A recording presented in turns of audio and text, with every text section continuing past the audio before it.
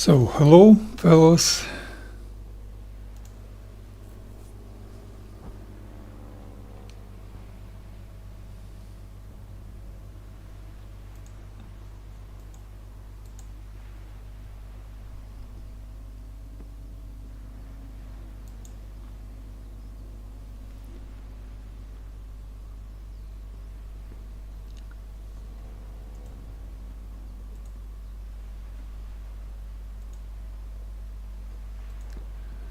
So, hello.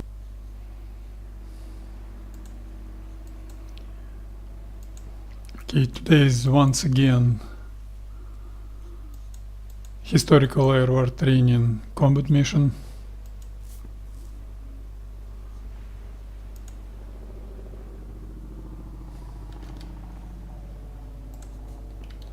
I didn't practice about 2 weeks. I should do my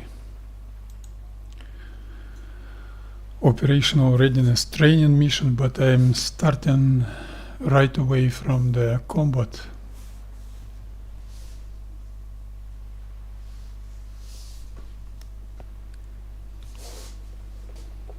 Okay, let me check some things and we're gonna be ready to go.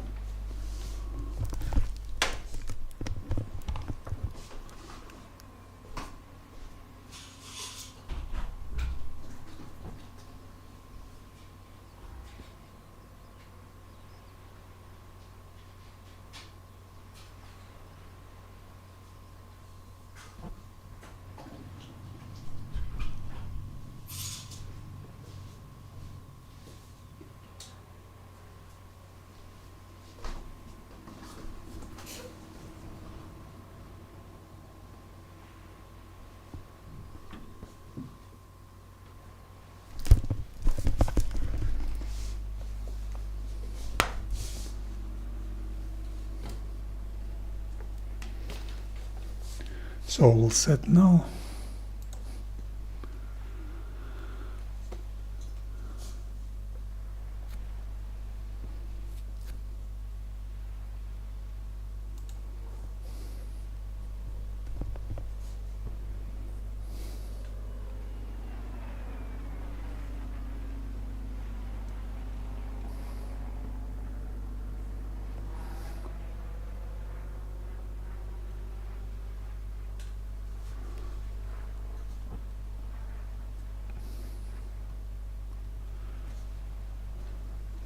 Now I'm fixing my track IR positioning.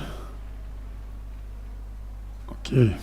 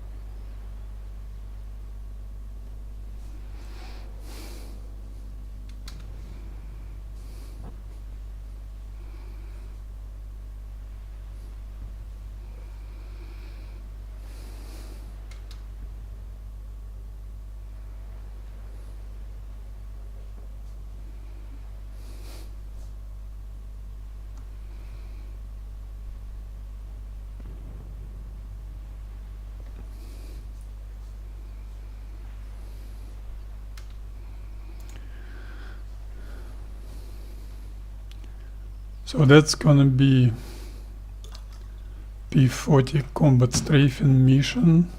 We got 3.5 hours. I'm a little bit late, I'm sorry. Let's check out where we can find P-40. This airfield isn't good. Nothing here.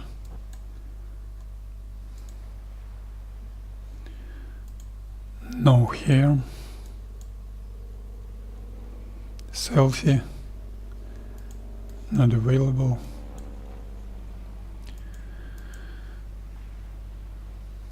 Okay, let it be Calais. The only airfield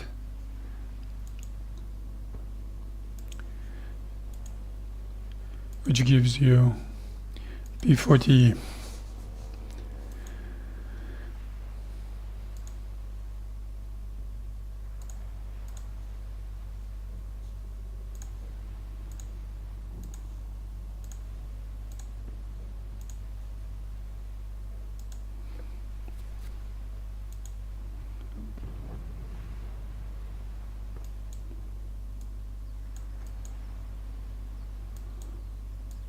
Okay, final set and go.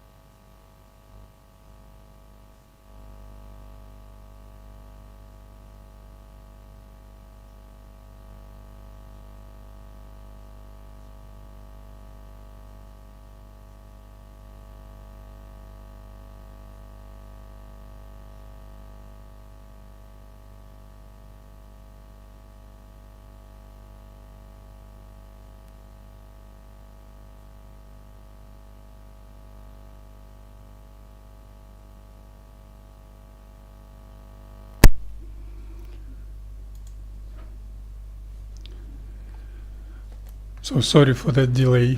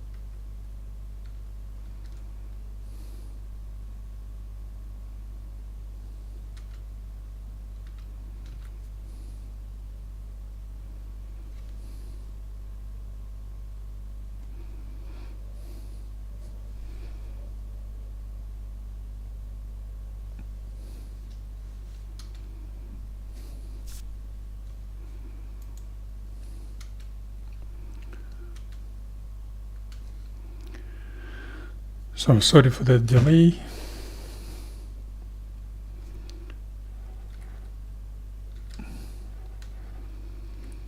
Let's get our pre-start procedures.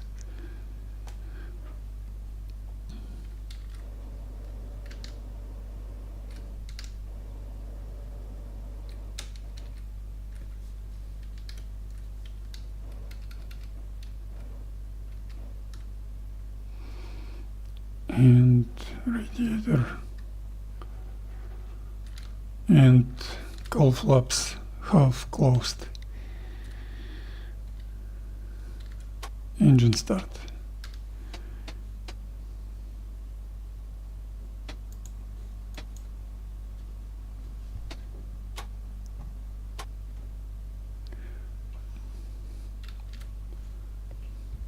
Sorry for that delay, I needed to fix my track IR.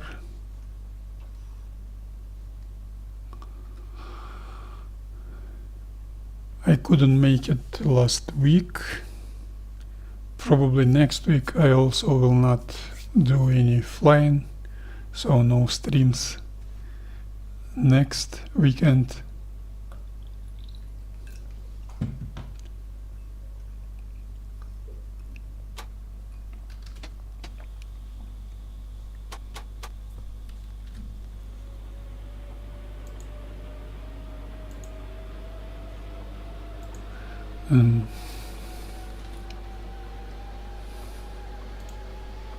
That's very good. Historical airware training is available. I'm late, 30 minutes late, unfortunately.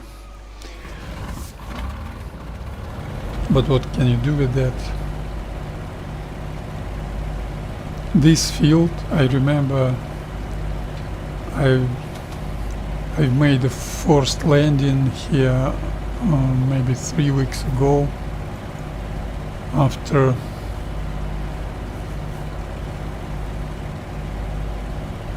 A20 group mission.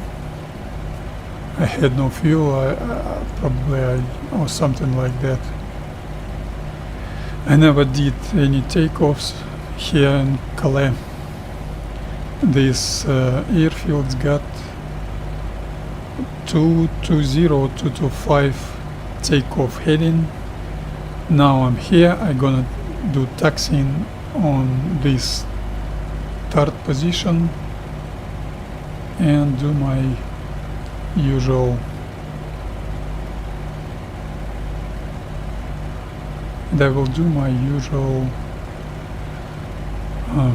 takeoff and formation pattern.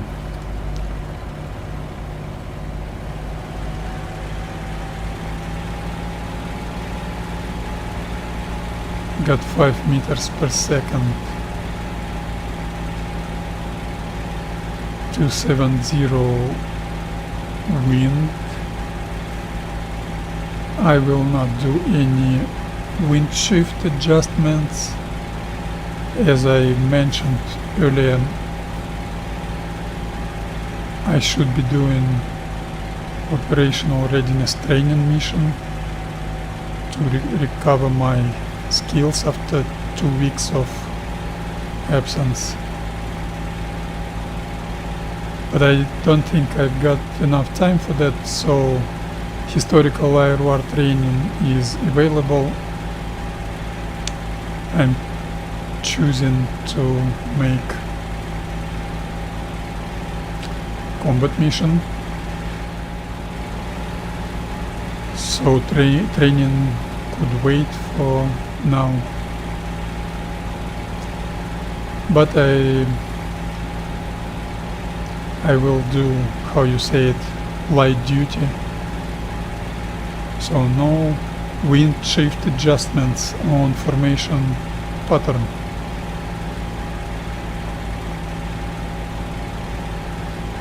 Now I'm taxiing to my start position over there. I use about 1300 RPM engine power for taxi, for normal taxiing speed. For some reason this airfield that 1300 RPM isn't enough, let's make it 13 and a half.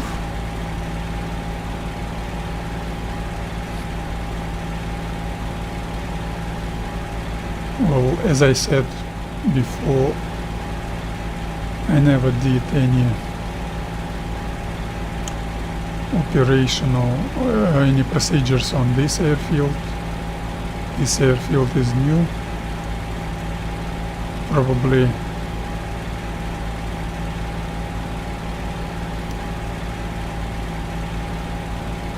surface on this airfield is quite different and quite slow. Let's make it 1400 RPM for normal taxiing speed, and I tend not to use those concrete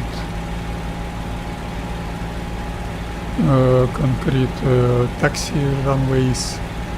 I don't like it. They quite narrow and they require about 1000 RPM engine power. That's quite low, so you're struggling with fine-tuning your throttle lever position to not to be quite too slow and not to accelerate too much. That's why I like grassy or gravel surfaces. They require much more engine power.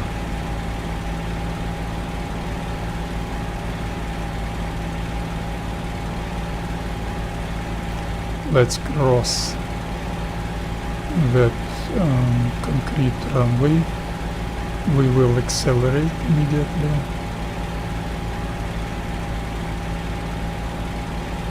That was a circle attempt. Just right now I've managed to fix it. I use only rudder, no brakes on my normal taxiing procedure. That's quite fun for me, not boring at all. And of course I can use brakes, but that's much more interesting not to use them.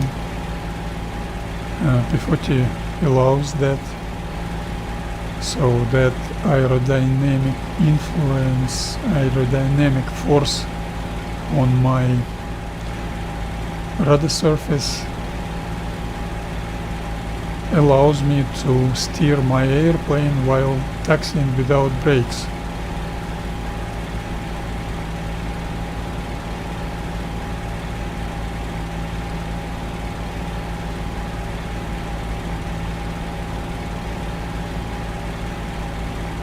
I think that's the first time I can see white markings on airfield.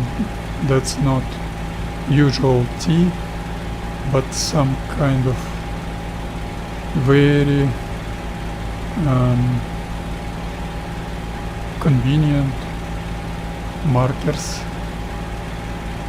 They mark your landing runway, the area where you can do takeoffs and landings.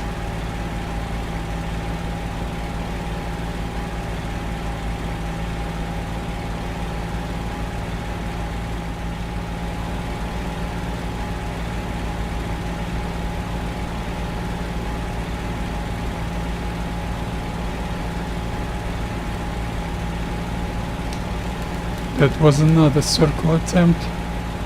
I've managed to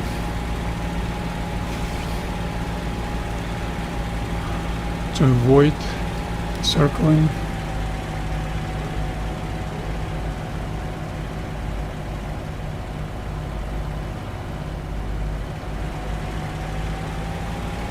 Okay, let's assume our takeoff is gonna be 225. So my readiness position should have 135 heading.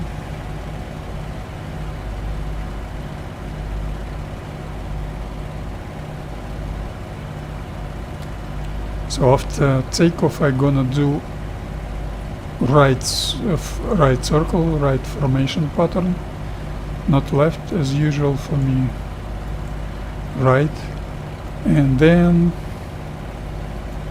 I will follow this route.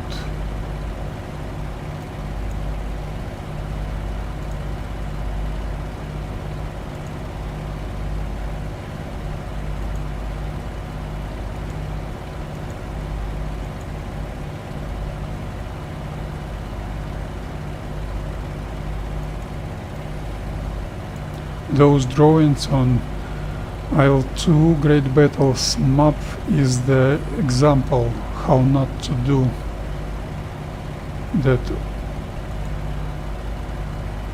that stuff. Very inconvenient.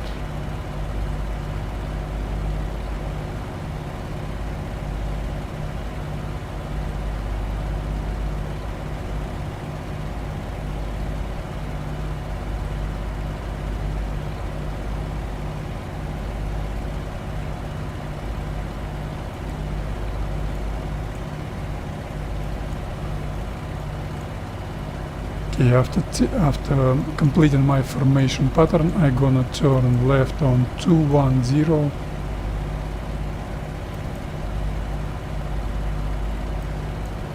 or maybe 2.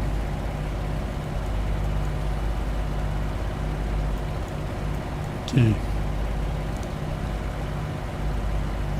route is set. Let's check out our canopy closed and our timing. Now it's 11:50. Okay, my start's gonna be in 11:52. Now it's almost 11:51, and I'm gonna start moving on my start position, start rolling on my start position in 11:51:30.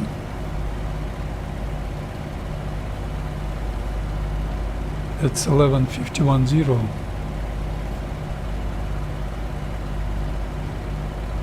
Yes.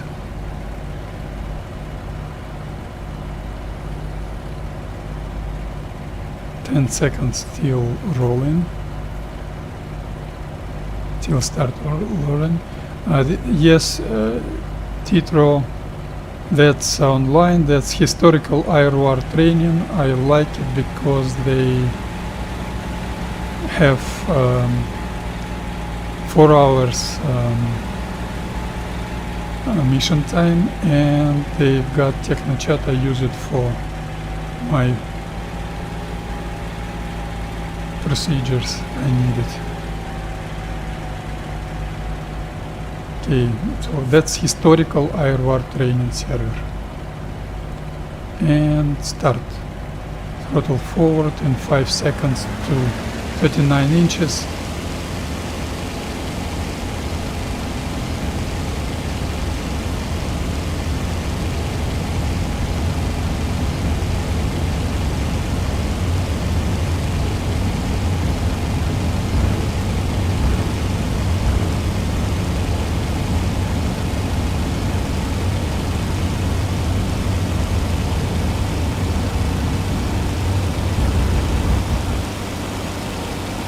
That was very clumsy to take off.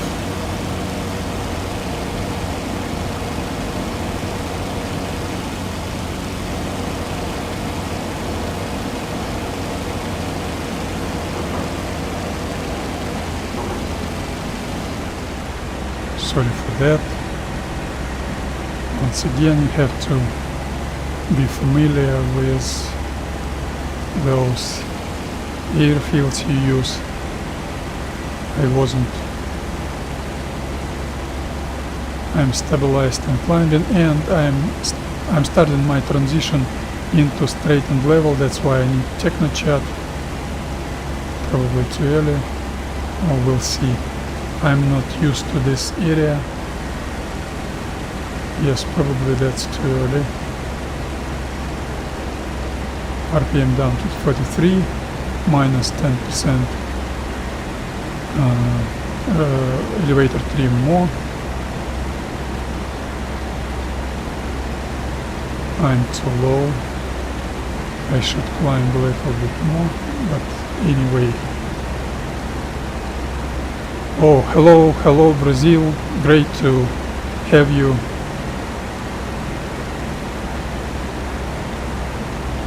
That's great, you can fly with guys from all over the world in this IL-2 great battles.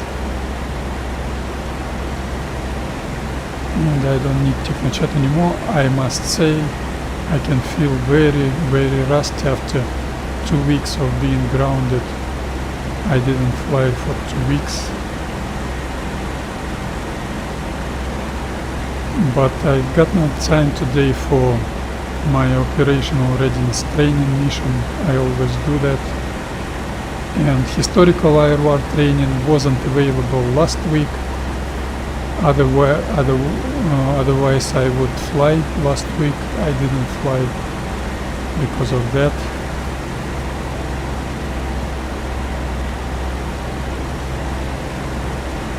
Okay, my takeoff timing was 52.0, so 5 minutes till first right 90 degrees turn on my formation, standard formation pattern.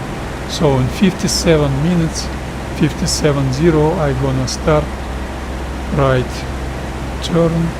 I understand that's quite boring, nobody is flying like that, but I love that procedure. I train this formation pattern all the time.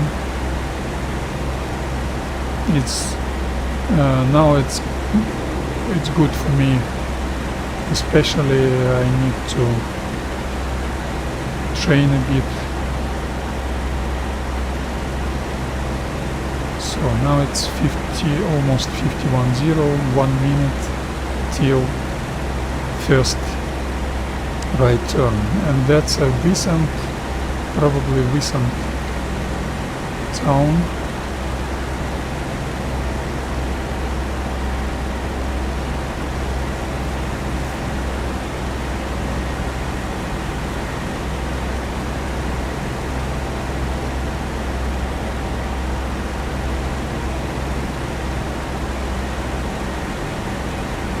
I love that historical IL2 training server, that because I can find very realistic vehicle convoys on enemy territory on this server, and 4 hours long mission time is very good for me. Otherwise I would use Finnish server, but there are no any vehicle convoys on Finnish. That's very unfortunate.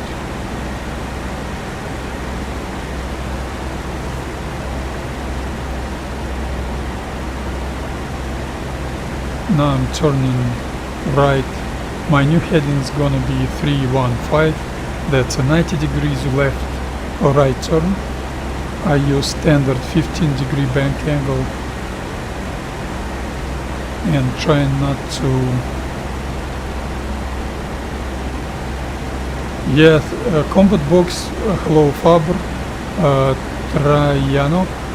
Combat box is great, but for my liking, a little bit short missions, and also that's inappropriate for me. I love very long missions. I'm not bored at all to fly very long. But Combat Box is a very good server. The most probably beautiful, most realistic atmosphere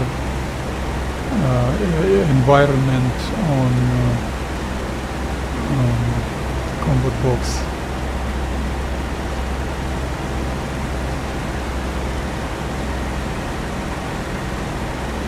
I've got 25 seconds till second right turn.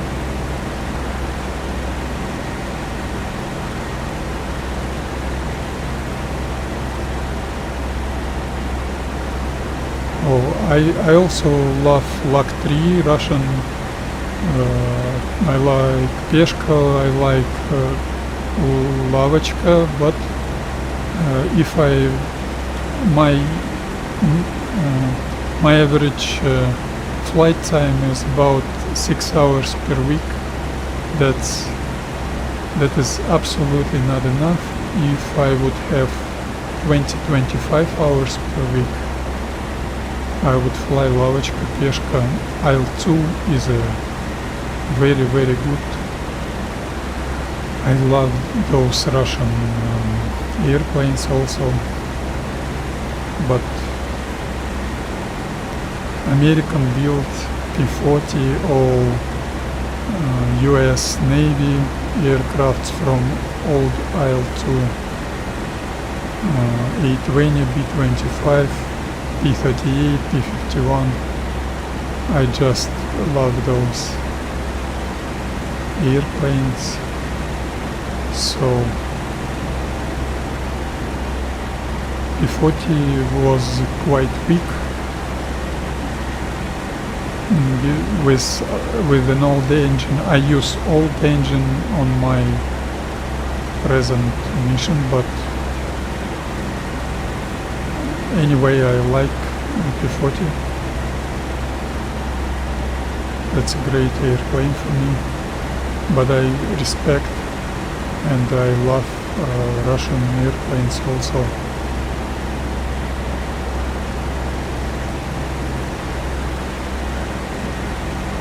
Who knows? From time to time I fly with Russian-speaking bombers. That was A-20 last month, and who knows? Maybe this year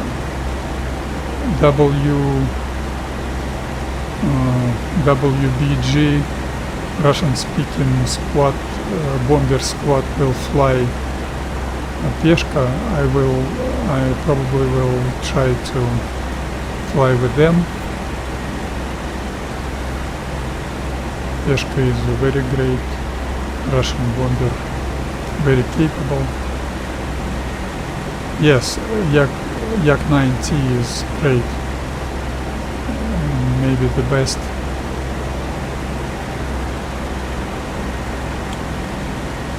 I never fly Yak-9T in this IL-2 Great Battles combat simulator, but about 10-15 years ago in old IL-2 Forgotten Battles, Yak-9T was my second favorite, and P-39N version was probably my favorite. And I also fly P-40. Used to fly P-40, B-25.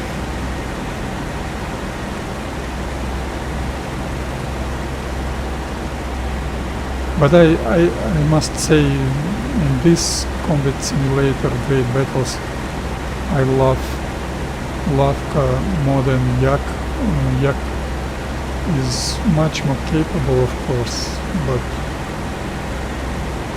Yak doesn't require so much skills, not so interesting behavior as Yak used to have in Forgotten Battles.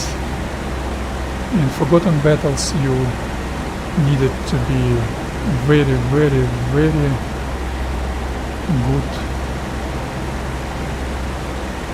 to be Yak-9 master.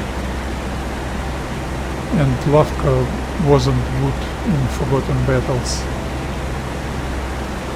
but Lavka is good here. Very difficult airplane.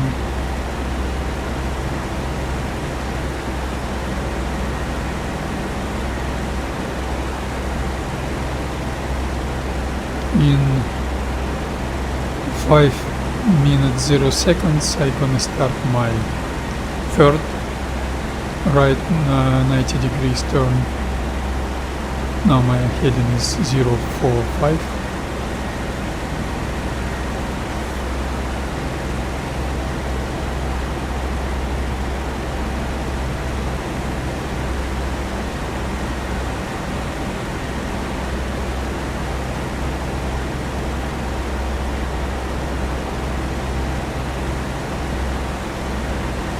And another historical airwar training advantage is low turbulence or no turbulence at all. I hate Finnish server for constant turbulence.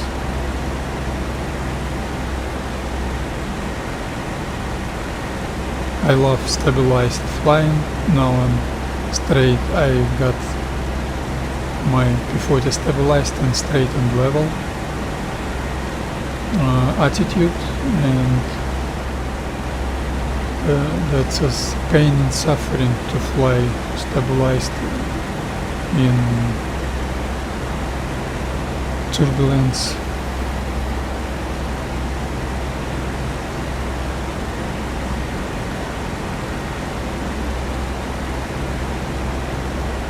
I will probably use Finnish server when I evolve my A20 skills. Maybe, I don't know for sure, but maybe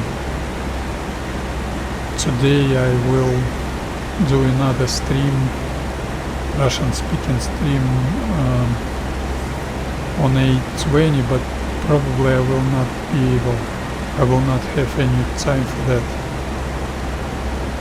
I don't know, really don't know. Yes, probably I will not do any flying, so that's this P-40 combat vehicle convoy strafing mission is gonna be my only one streaming this weekend, and only one flying.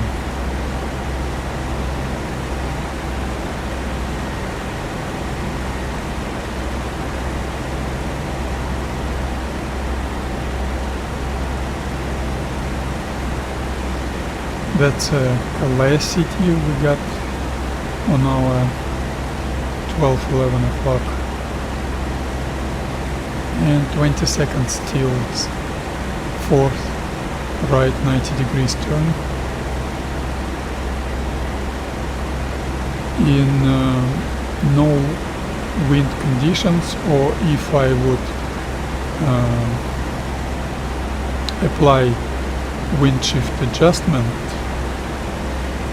after completing this fourth right 90 degrees turn, I would see my airfield on my 12, but I'm not applying any wind shift adjustments this time.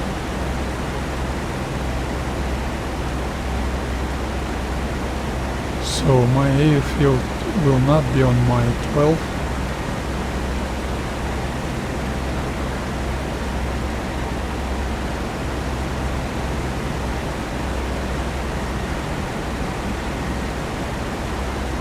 Yes, airfield, you can see it to the left.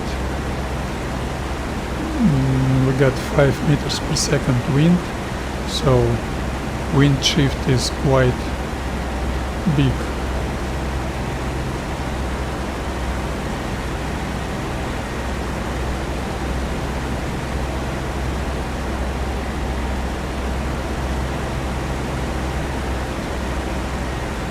Okay, I've passed my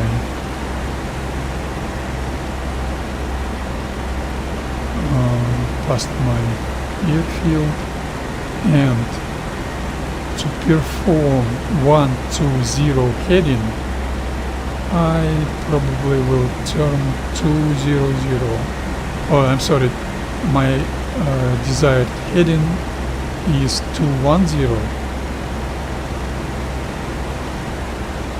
and bearing in mind that wind shift, which gonna shift me to the right, because wind's got 270 heading, I need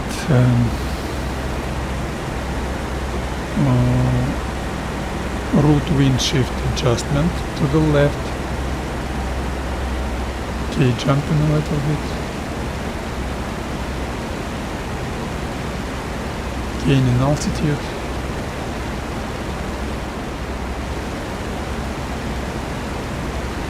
Those hills are quite large. So I will maintain 200 magnetic heading, and with wind shift that heading is gonna be real ground heading will be 210. Okay, transitioning into привет, Евгений, привет, я так понимаю, это твой старый позывной Ферекс, ты летал с Тузом, а сейчас летаешь в DCS и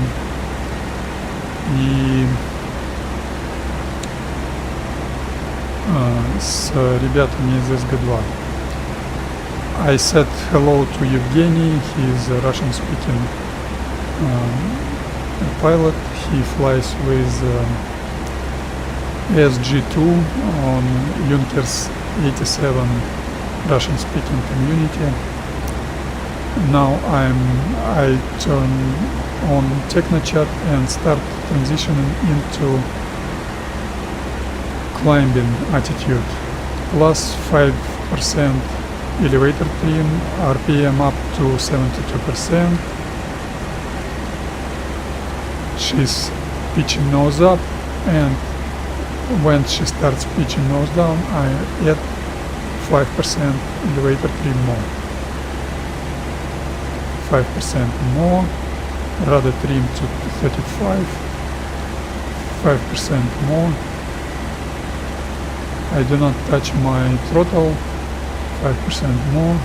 She is slowing down and pitching nose up, 5% more, technochat off and throttle forward.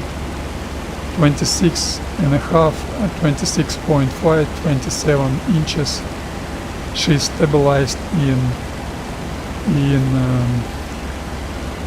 climbing altitude. Привет, Евгений. Хорошо, что ты транслируешь. Ну, ты не транслируешь, записи выкладываешь. Я в DCS не летаю, но вот в этот Ил-2 полетываю. К сожалению, мало времени даже здесь все сделать.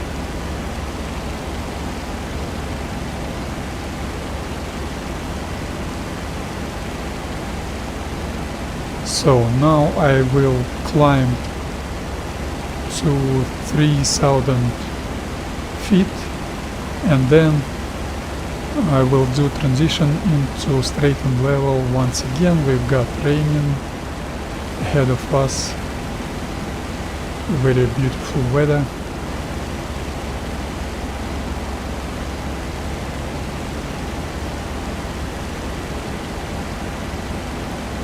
I forgot to do manifold pressure corrections. That's my bad. That's, I call it lack of operational readiness. Those World War II airplanes, they are famous for the feature you need to practice all the time. 1 week of absence, 2 weeks of absence, 2 weeks of not flying, and you losing your skills. That's in real life. It's the same in real life. I've heard a guy who is okay, I need to do transition, technochat on, minus 10% elevator trim, RPM down to 43%. She's pitching nose down, rudder back to 84, elevator aileron back to 1 on right wing, minus 5% more. I wait until she's pitching nose up. No horizon. That's quite tricky. Low visibility, but I know my P-40 quite well. Minus 10% more. Technochat off, I don't need it anymore. And throttling back.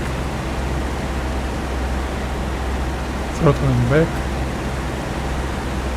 I think I'm almost stabilized in straight and level altitude. That's a heavy rain conditions. Visibility almost zero. My manifold pressure should be, let's say, 19.5.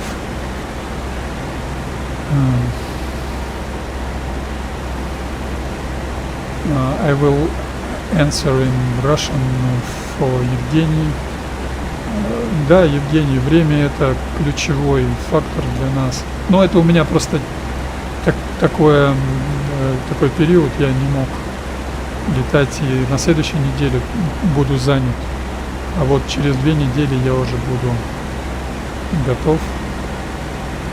Я не летаю за немецкую сторону, но ребята из СГ-2 давным-давно я уже смотрю трансляции, они как бы тоже ударники, любят летать в строю, можно сказать, мои братья по разуму, хотя я с ними не знаком ни с кем, но с удовольствием посматриваю их трансляции. Жаль, что Вольферт сейчас не ведет трансляции со своего самолета.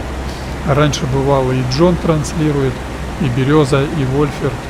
Интересно было смотреть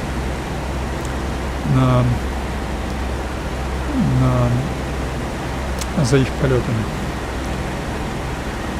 I was explaining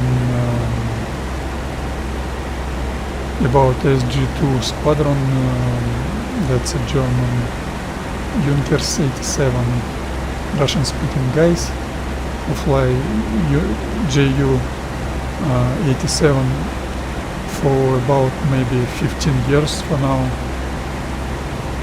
That Evgeny, he joined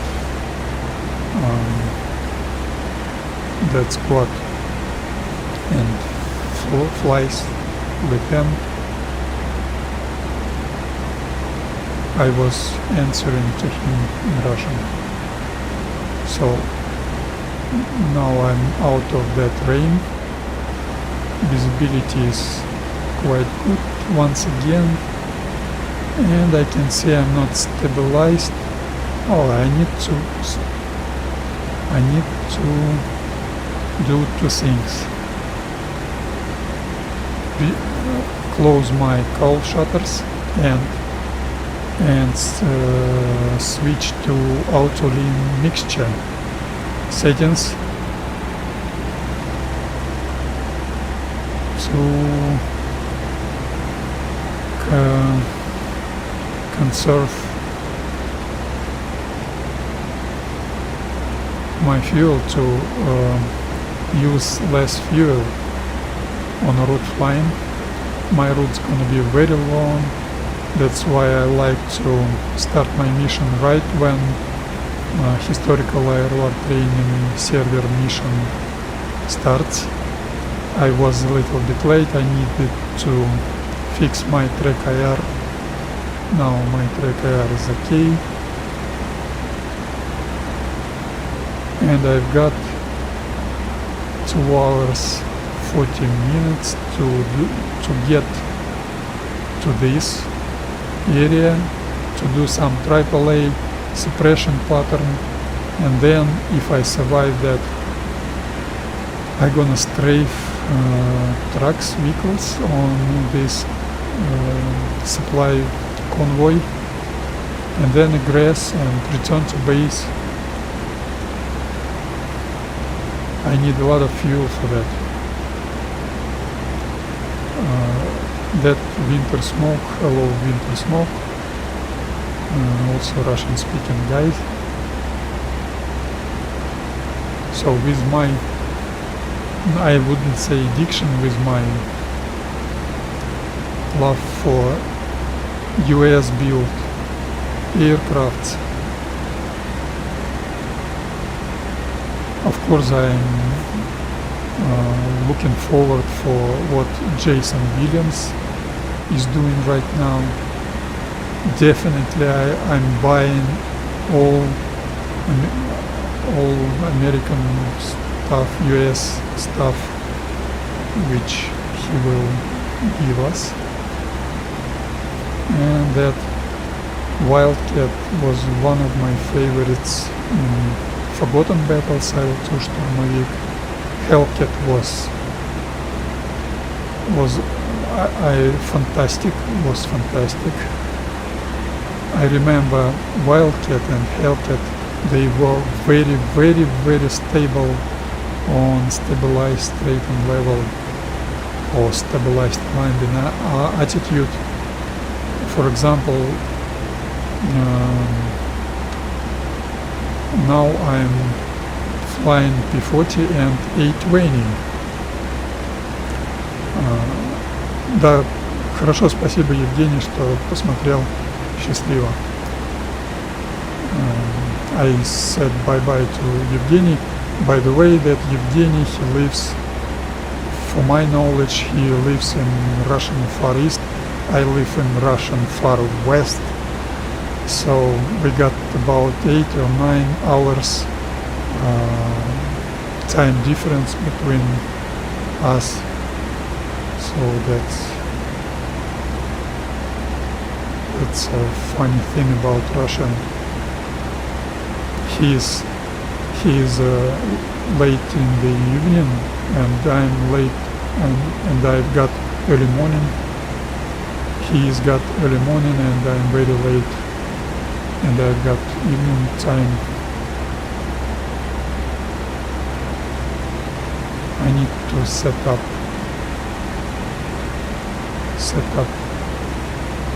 my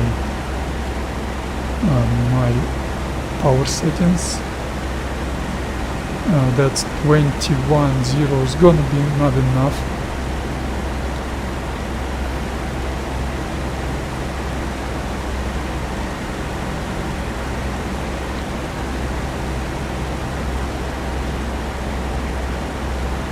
Let's make it 21.3, 21.5, I think. Yes, 21.3 is very good for me. I lost 5 degrees of heading. That's unacceptable. That's my bad. And I was talking about P-40 and A-20. Those are great American built airplanes, great simulated in this game. But one of the differences between P-40 and A-20, P-40 is exceptionally good in maintaining heading while being stabilized. When you stabilized, you've got absolutely zero vertical speed and absolutely constant air speed. So you can trim your airplane very precisely, where you can do very precise trimming and maintain balanced airplane.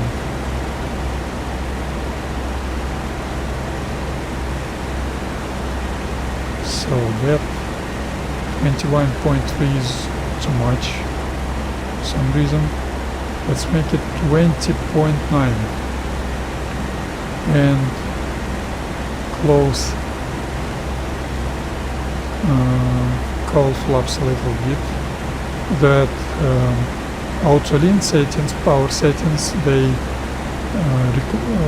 those settings gives me a lower fuel consumption but higher cylinder temperatures inside the cylinders, so you have to be aware of that and not overheat your engine.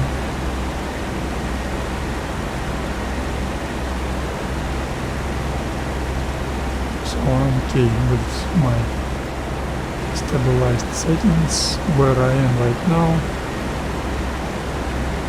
I am probably 1025.7 or no.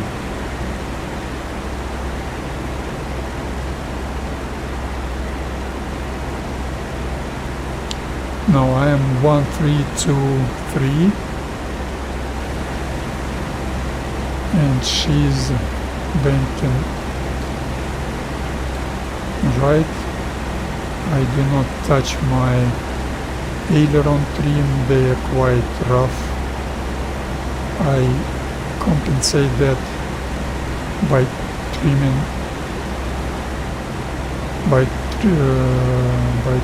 my rudder 1% to the left.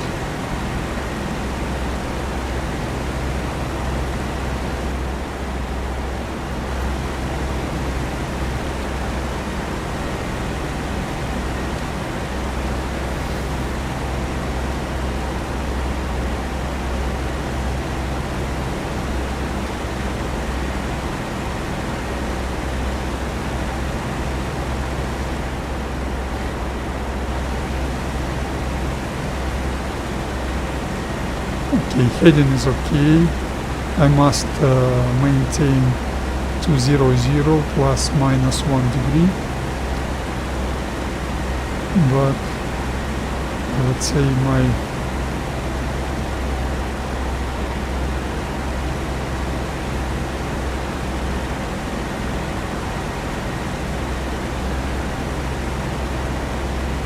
airplane isn't stabilized, but who knows, maybe that's some turbulence we got. I don't know. I will not trying to fix that.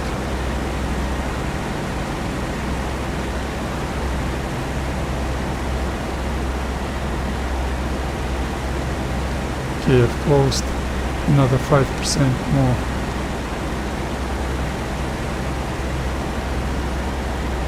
My cowl flaps.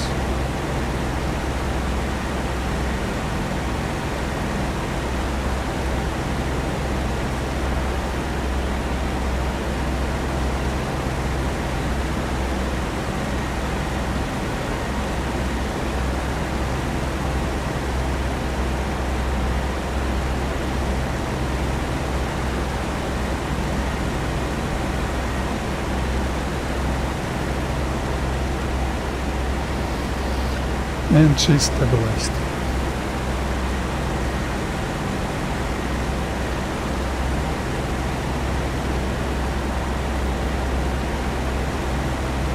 Now I'm in the phase when my P-40 is losing fuel in my fuselage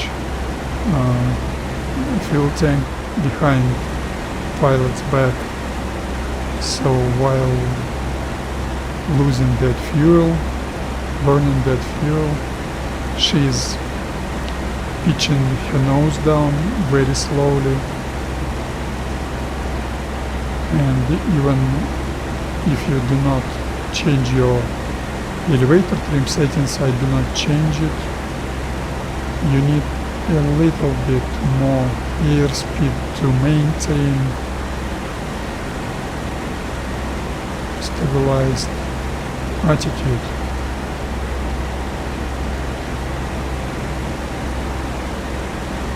So in some moment I will increase my power from 20.9 to 21.3.5 and I will open my cowl shutters, because those plus 5 plus 6 tenths of inch manifold pressure inch is gonna be too much, so that will play to increase my airspeed and cowl shutters opening will do some decrease airspeed effect. And I forgot I need to look out for enemy ships. Okay, no enemy ships on my route. That's great for me. She's still banking right a little bit, but as you can see, vertical speed indicator gauge is stationary, absolutely zero dead, or how you say it in English. Absolutely stationary. That's stabilized, straight and level. Yeah, she's banking right, I think. Let's adjust rudder trim 1% more to the left. That was 82. Let's make it 83. Yes, 83 is gonna be enough. So I need 200 magnetic heading, and with wind shift I will have the real heading 210. That's my route path. I should find myself to the east of Le Havre, crossing that river.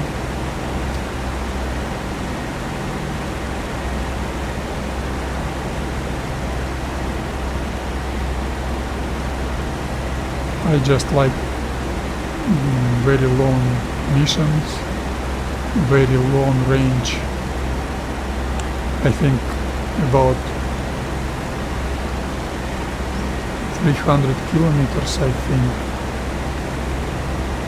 Range to the target maybe 270.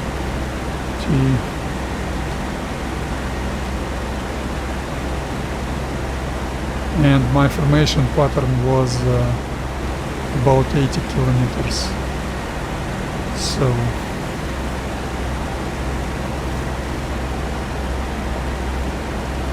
oh, 232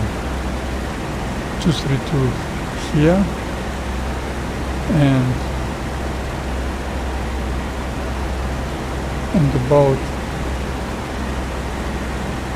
70 or yes, 300 kilometers to my target and 300 back. My formation pattern is gonna be was 80 kilometers, and my overhead brake pattern is gonna be about 30-35 kilometers long.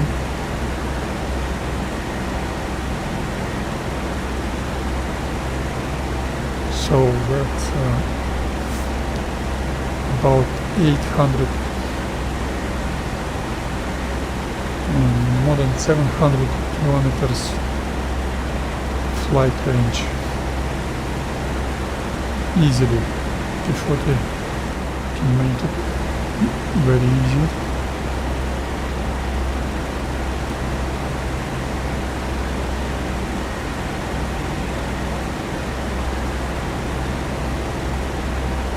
This is gonna be my start of initial attacking point, AAA suppression pattern initial point, and I gonna need to get to that point with heading 315, I think. So brake right, 90 degrees right, and then dive to strafe those flak units.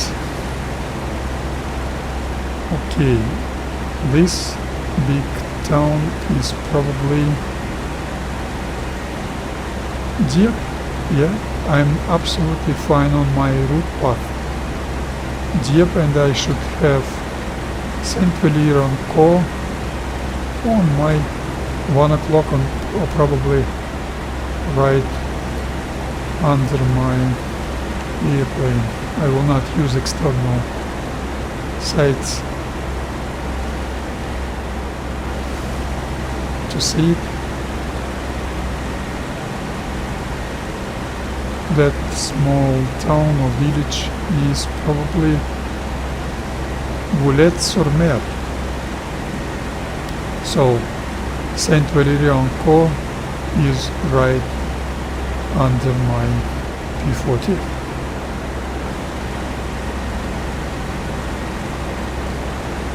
Yeah, this road curve, I can see it right now. Saint Valery-en-Caux is right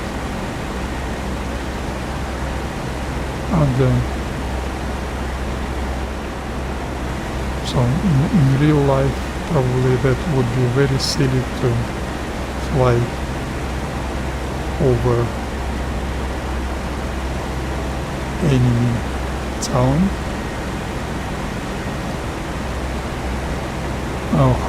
Hello, Akel. Hi, nice to see you.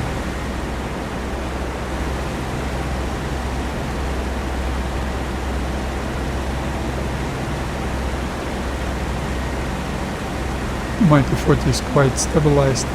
I do not lose any altitude. That's 3,250 feet.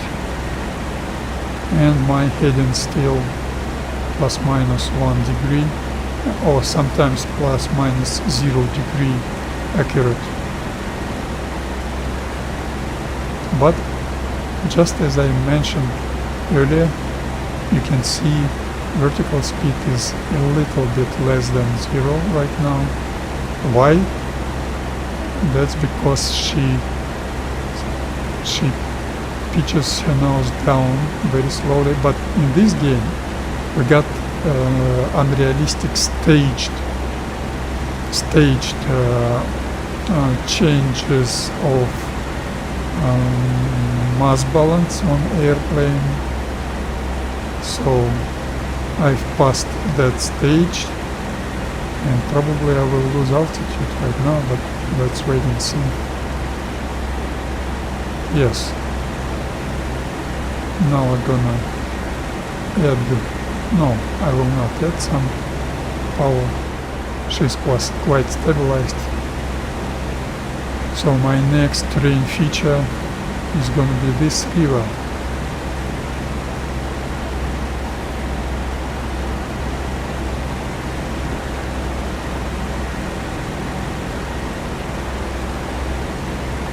She's still banking right a little bit. Let's make it another 1% rudder trim to the left. It was 83, now it's going to be 84.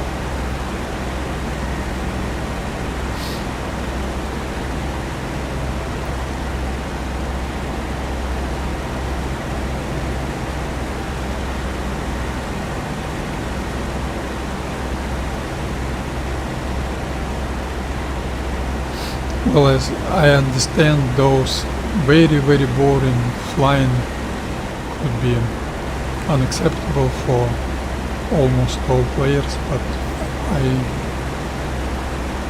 I like it.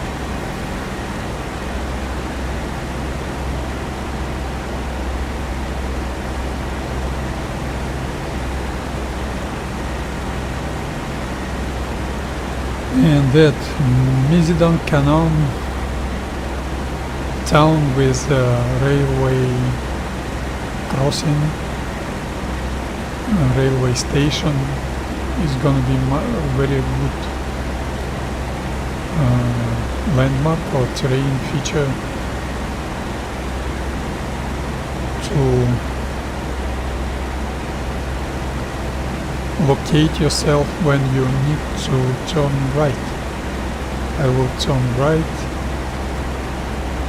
to 270 heading.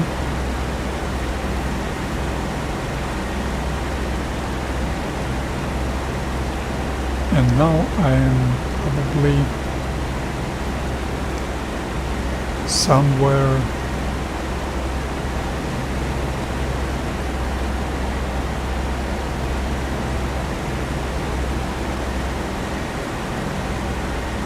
I'm probably somewhere 2119.7. Maybe thought. Can I see that quite big town? Oh, that's a four-wheel probably. No? Yeah, that's a forbidden core. I was right. 2119.7. I was absolutely 100% right, but I've lost 5 degrees of heading. That's unacceptable. If I would be wind leader, that would be bad for all formation. In a 12 airplane squadron, there it would be 3 wings of 4 airplanes, and each wing will be lying abreast, spread formation, about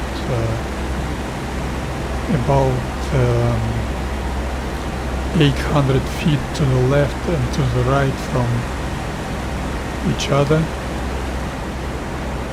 So you need to maintain your heading to maintain that formation. Sometimes I almost constantly maintain plus minus 1 degree or plus minus 0 degree heading, but sometimes you a little bit indiscreet, you're losing attention and divert from that heading. We should avoid those errors.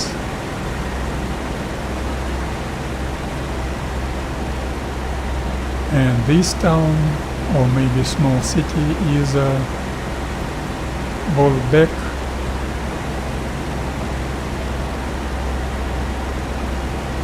Okay, I need to fix my power settings. Plus manifold pressure very well, 21.3.4, and open cowl shutters. So my acceleration will not be huge. I need a little bit more airspeed, not too much.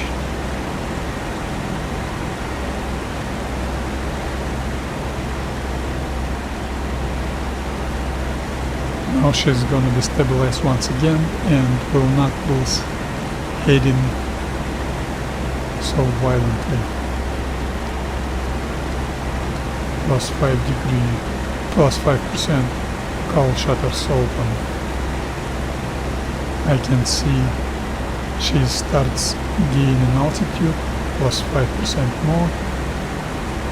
That's a neutral position, 30% neutral position, and I will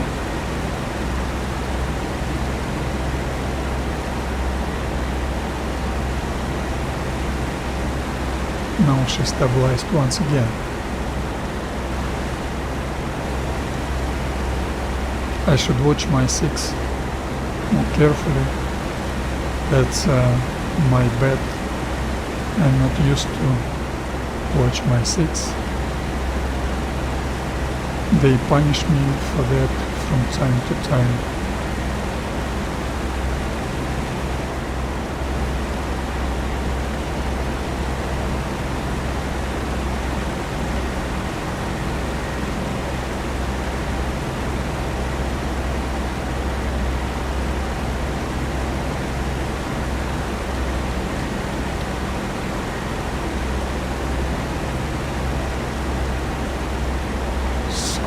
Fine, where I am right now. Oh, that wasn't. No, that wasn't.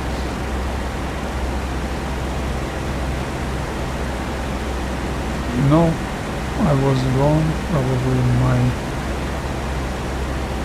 I was wrong. I wasn't 2119. I was 21209. That wasn't forbidden code. That was without. That was navigational error. I just managed to understand and note that error. That could be very important when you're group leader and trying to get your group into attack initial position. Just like on landing, when you've got standard procedure, standard landing, final approach, slope, glide, and when you've got standard initial point of that final approach, you're gonna have a good landing, good touchdown, and on, for example, on AAA suppression pattern, it's just the same. You need to have combination of altitude, airspeed for your good performance. That's why you need to have standard initial point. That is very, very important for those guys who do those strafing missions. That flak unit suppression pattern is very important. I could say some words about flak units behavior. Unfortunately, I've heard last week those Russian developers, team management, Daniil Tuseev and Han and Albert Jeltsov Loft. They were talking about future aircraft flak units behavior. And that wasn't pleasant to hear. They were explaining how there is one commander of all flak units and he orders them to open fire in the same direction. That's I know that's realistic, but not quite realistic, because they also got sectors and they're responsible for those sectors. So we got quite unrealistic and historical feature when one airplane could fly right next to the flak units formation, and all flak units will open fire at him, and other airplanes could destroy those flak units without any danger for themselves. That is absolutely unrealistic, because they always got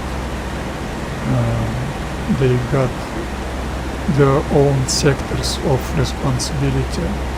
So if you've got 5 or 6 flak units, 3, maybe 2 or 3 of them will follow that initial first airplane, and others will wait for other airplanes.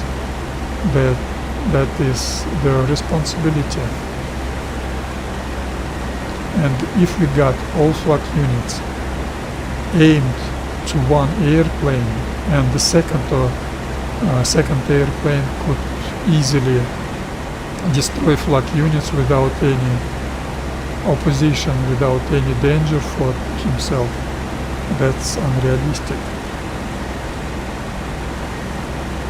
I know all the players use that technique.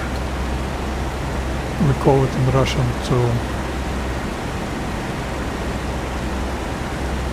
to up the flags. All flags up to you. You fly on high speed next to the target. They all up to you.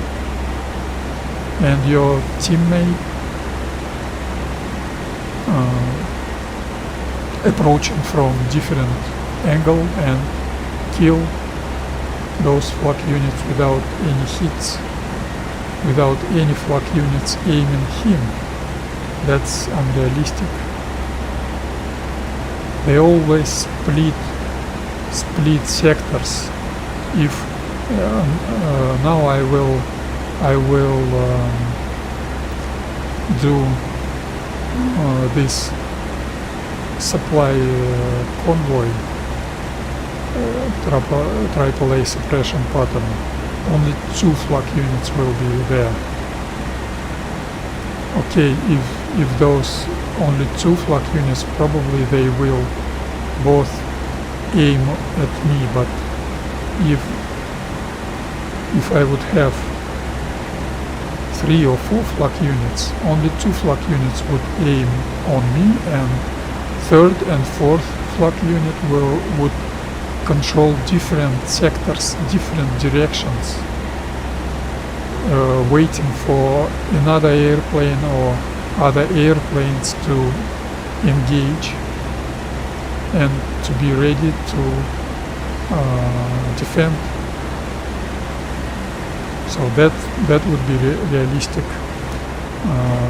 flak units behavior. So that's why your AAA suppression pattern is very important. And in that procedure, in that technique, you need to have initial your suppression pattern initial point picked up very precisely. The altitude and location of that point should be certain, and they should be picked up right. If you're wrong with your initial point, you're gonna have very bad approach pattern, so you're gonna have insufficient airspeed or too much airspeed, or you're gonna have too much altitude, and that will cause your inefficiency or even higher danger of being hit. You're gonna be hit much more likely. Oh, hello Gimple, hello.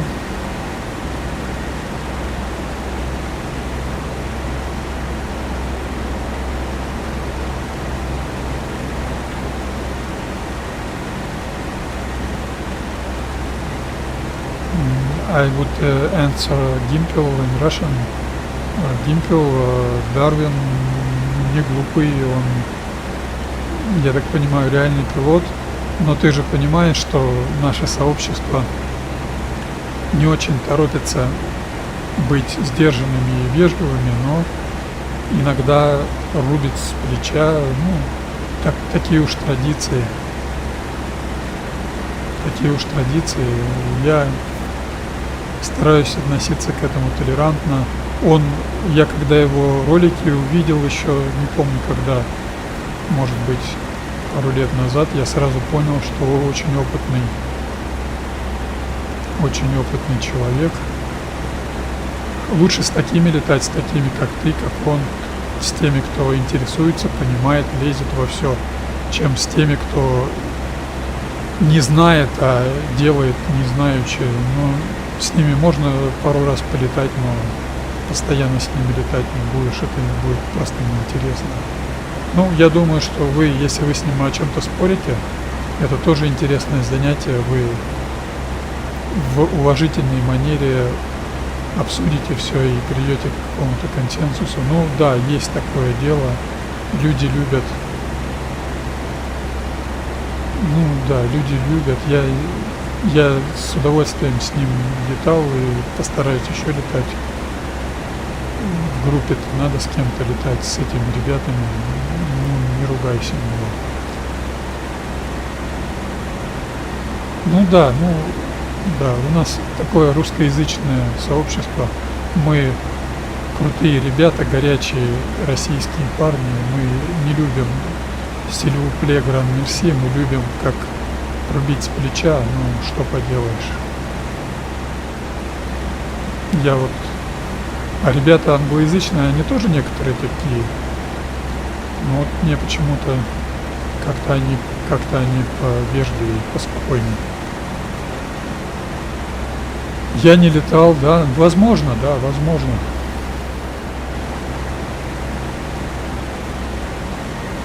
Возможно.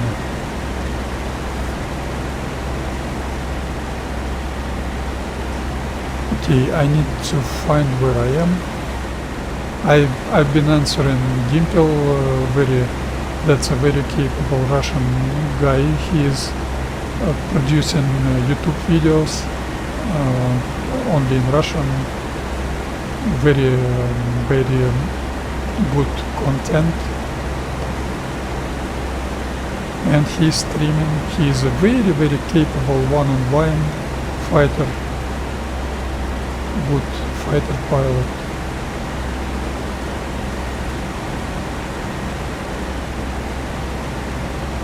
So I can say frankly, I've lost where I am. I needed to watch my next terrain feature. Let's find out where I am next.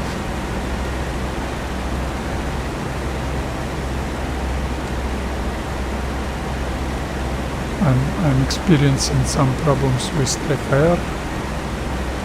I'm gonna fix that. Okay. I need to find some road, some railroad, some crossroads, some Mesidon Cannon town.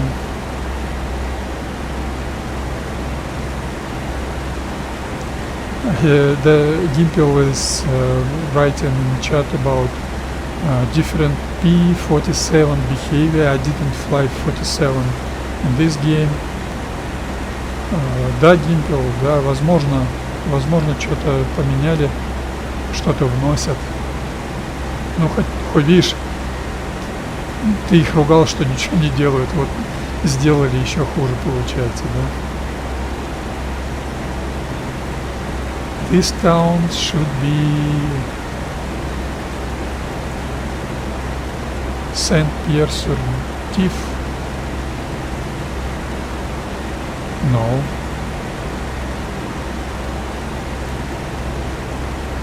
I've lost myself.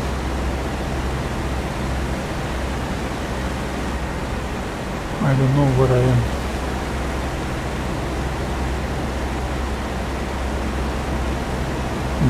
I can see those roads.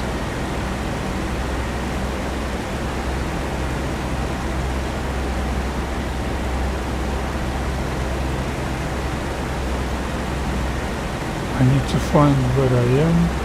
That's unusual for me to lose.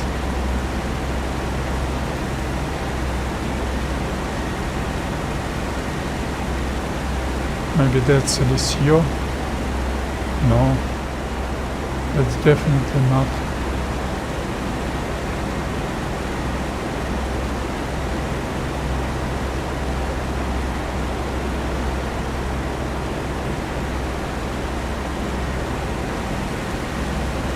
And I lost heading.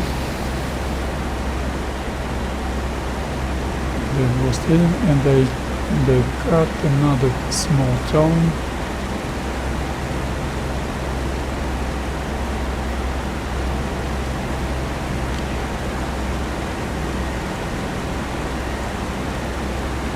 That is probably Tiberville, and Orbeck is on my 12. ACO should be on my 9 o'clock. 9 o'clock far. Yes. Okay, let's turn right. Turning right. Additional power 2 or 3 inches to maintain altitude, not to let her lose altitude when banking. She's not stabilized anymore, but increased power gives her acceleration, and she's stabilized once again. And throttle back. I need to be stabilized after I complete my turning. 270 leveling up. I'm rusty. I need to practice more.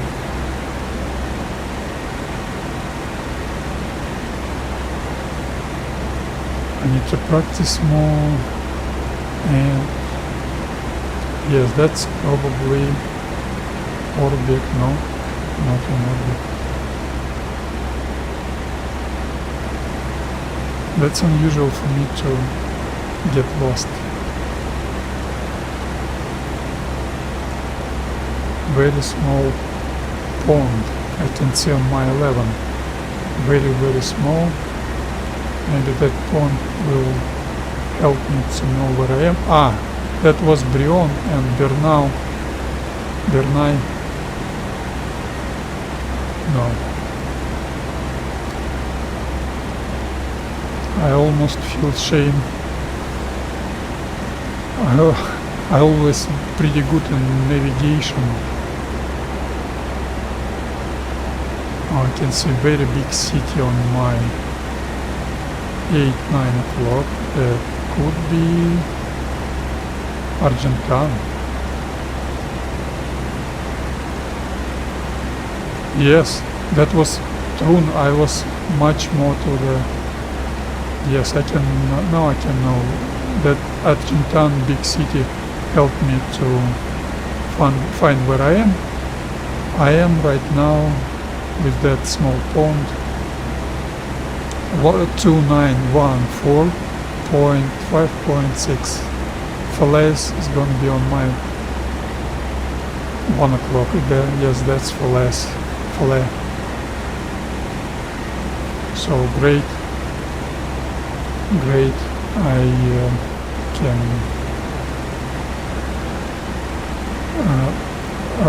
Да, Гимпел, я новый P-40 пробовал только в берлоге. Здесь я беру старый двигатель, надо попробовать как-нибудь. Ну, даже на внешних видах изумительно, насколько высока скорость. Он, наверное, я мало полетал, но убийца 109-х вернулся. Как его называл Дадли Хилл однажды, это американский игрок. Он на финском, я с ним несколько раз летал, в одном канале сидели. Я так понимаю, он ветеран бури в пустыне, F-15 или F-16, не знаю, летчик бывший. И вот он очень правильно сказал, что P-40 в жизни был убийцей 109-х. И похоже, этот убийца вернулся. Если на серверах будут давать, то это, конечно,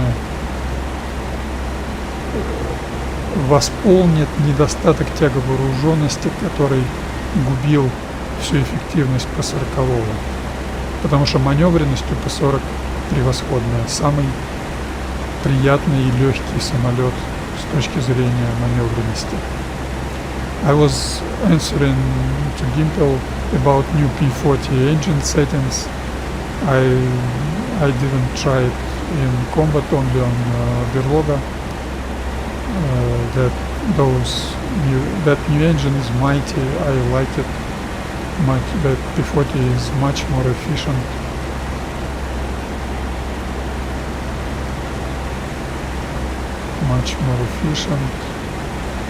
So next I'm gonna fly towards towards Noro and turn right to 315. I must say that was a navigational error.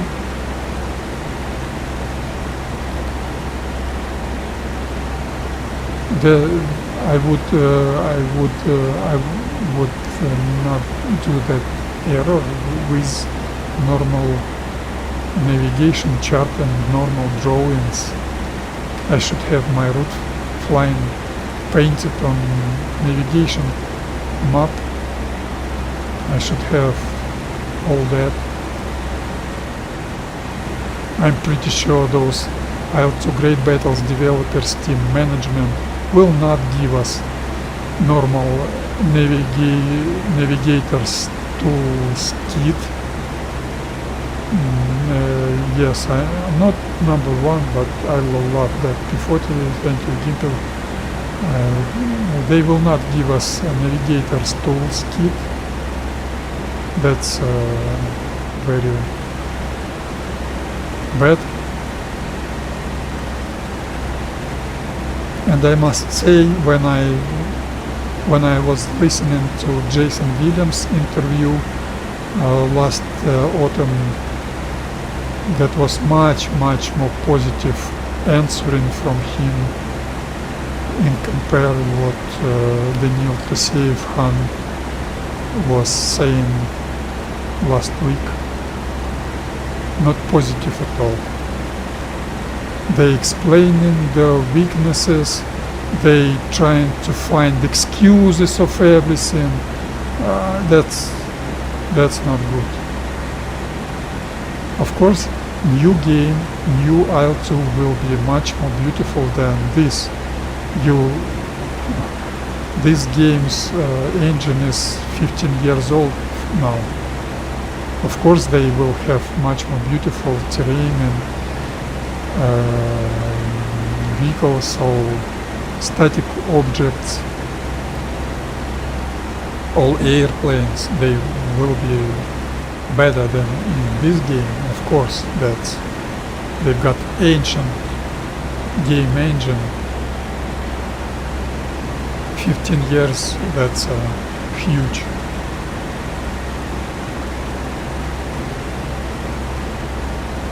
Very old engine. But I do not expect anything good from them. That's my opinion. But I'm looking forward to what Jason Williams is gonna give us. But I must say, I love a lot of features. I respect very much those, how you say it, engineers, programmers who developed this game. I respect you guys very much. I respect what you've done. But those management, IL-2 Great Battles management, I do not respect. They do not respect us either. And I must say, new combat pilot will not feature some things which this simulator gives us. That's a shame.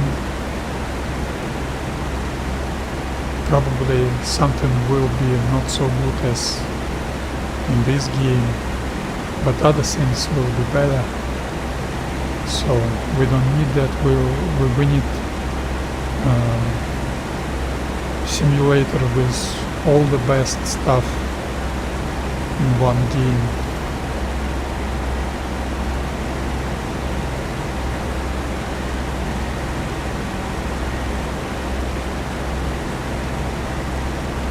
So now I am somewhere here, and I will approach my attack initial point position.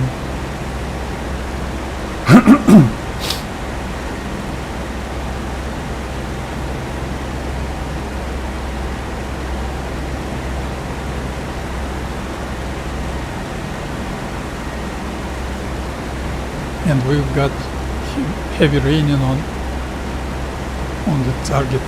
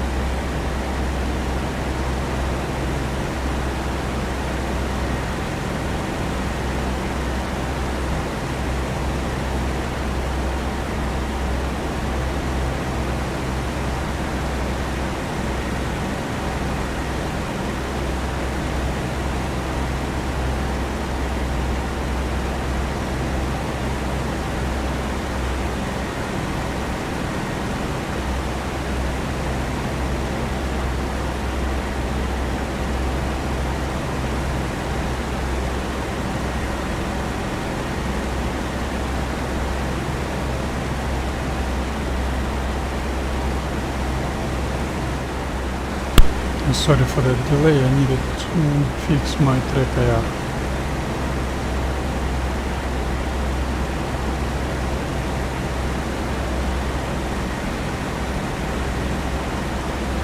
So where I am right now?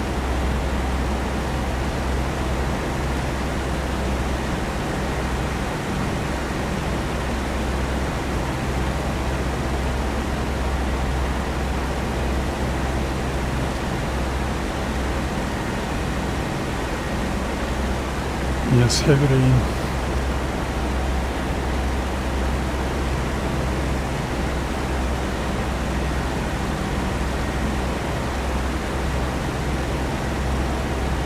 That's Saint Lo very well.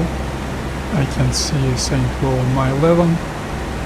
Very good terrain feature to know where you are. So I'm approaching my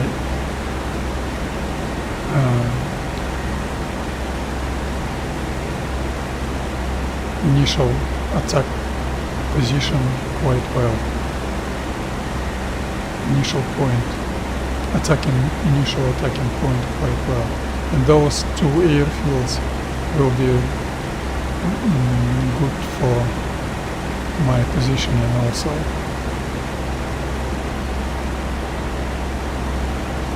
I will wait a little bit more and do transition into combat mode. Да, Гимпел, извини, что не видел, это historical IL2 training, тренировочный.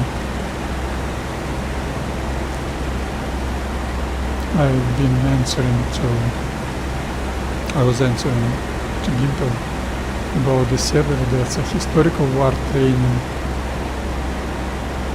server with a very long 4 hours mission. Not very long, but long enough for me. I can see that river, I can see that Balleroy. Okay, so transitioning into combat mode, technical on. 3/4 open radiator, 72% RPM.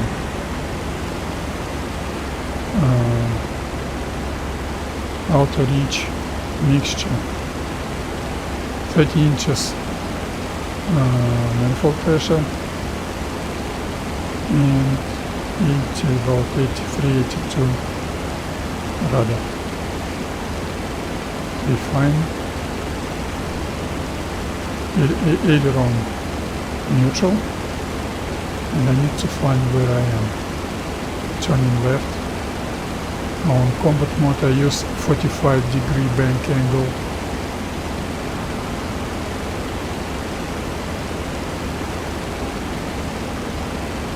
I can see that airfield.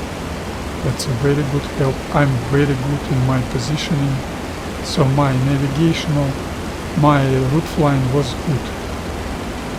I've got myself into my AAA pattern initial point quite well. No rain above the target. Very soon I should see that beacon convoy on my 2 o'clock. I can see that road.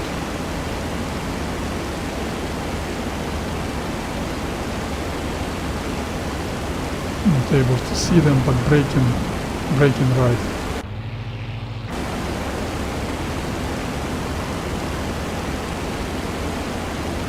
And I can see my altitude isn't enough.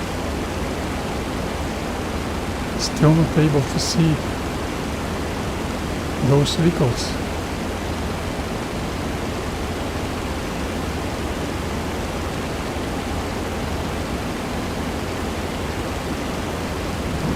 It's a very strange. I abort. Very strange. I can see that Bolleroid, but no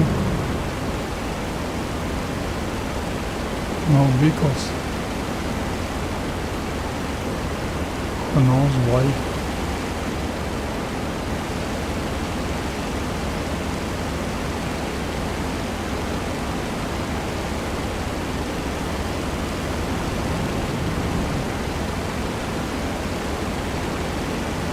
No, that's not Boleroid.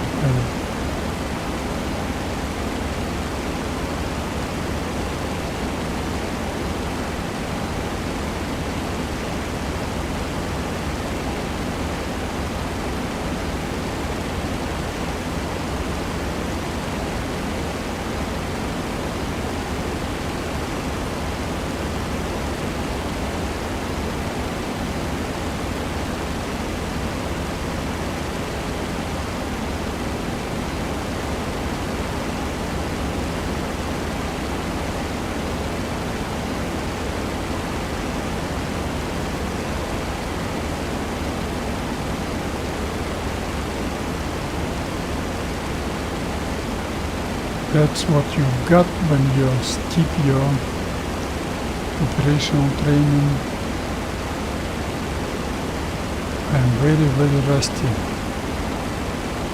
Yes. Yeah, thank you, Gimple. Goodbye. I'm very, very rusty.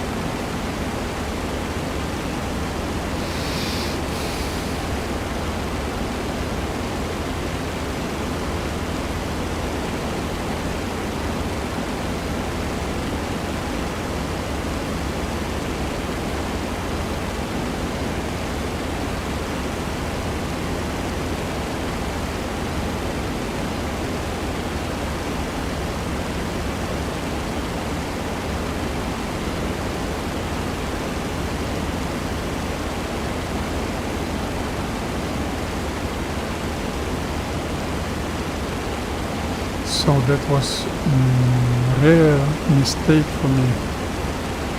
Navigational error, very big navigational error. That's why I need practicing. That's why I hate when historical IL2 training isn't available.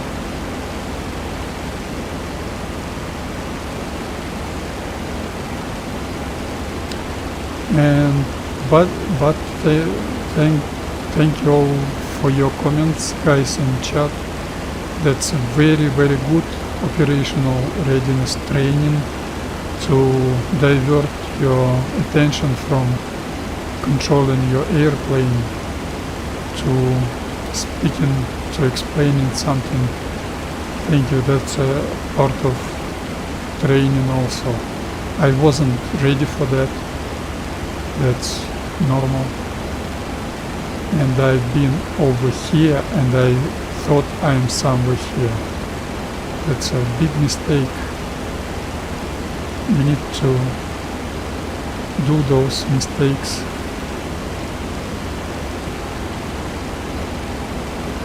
To be ready for combat.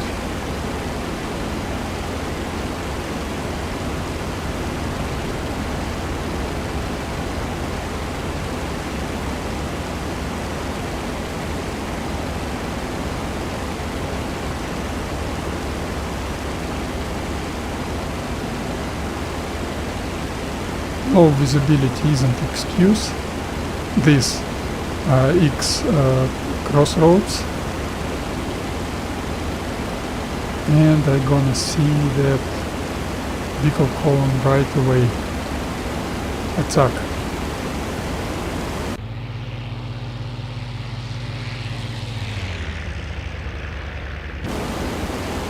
I can see my target, good visual. Probably I will be able to do mine standard triple layer suppression pattern. That's good for me, because that's more likely I will not be hit. Much more likely. My airspeed is good, my altitude was good. Okay, turning.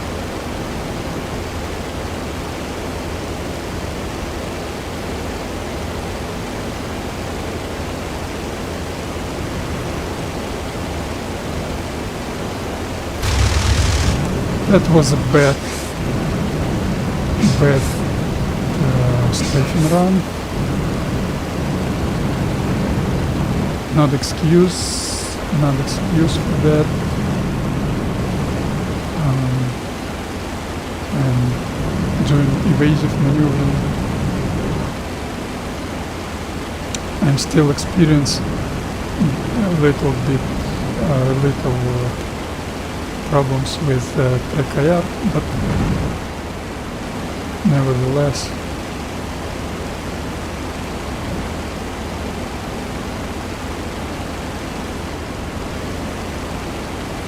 unfortunately I've got no time for my normal redrawing pattern, so I'm gonna do climbing right away.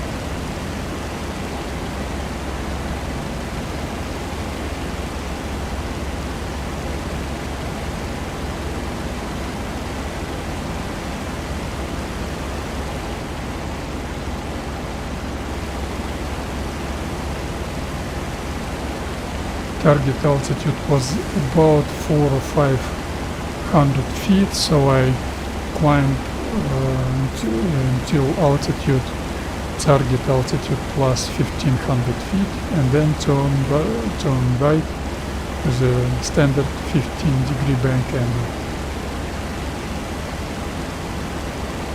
That's gonna be procedure of gaining 3000 feet altitude above the target, and then very beautiful rain, and then repeat my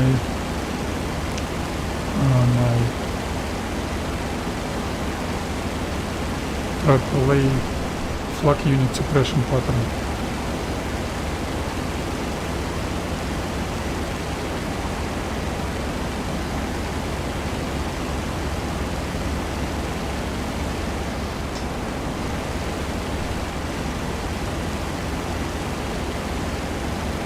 I think my airspeed was too much. I was indiscreet a little bit.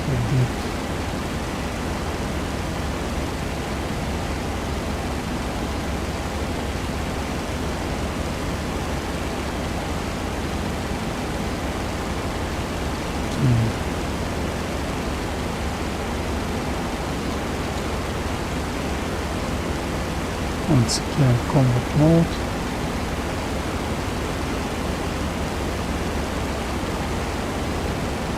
Inches. Got no visual of my target.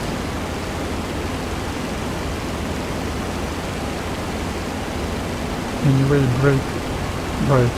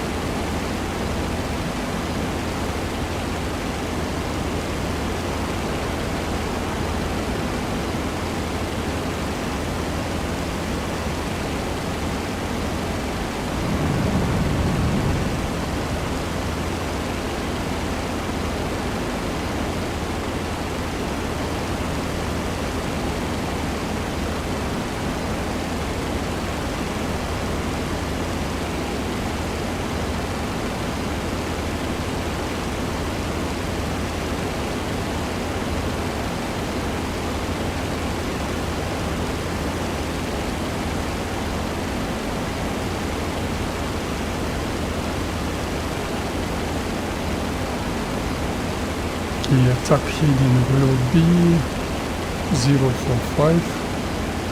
Egress heading will be 2225. I had the wrong climbing heading. Another mistake. I'm very rusty. My target is okay. That's another big error. Very unusual. I can't remember when I did such a big error. That's not enough flight time. But that was my bad. I'm sorry for that. That was very big error.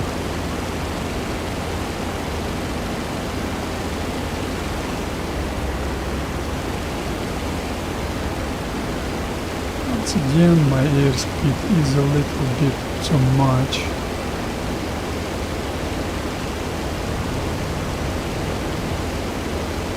Too much, I would say.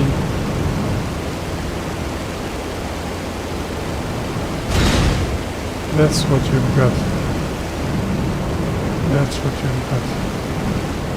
When your approach pattern isn't good enough.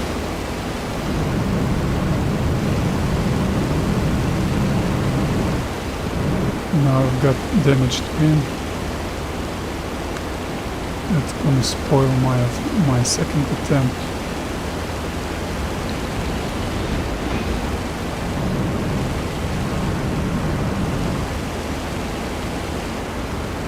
My third attempt. That was my second attempt.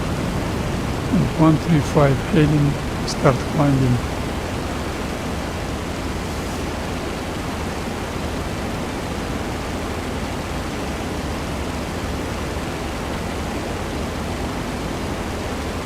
I'm gonna try to stabilize my P-40.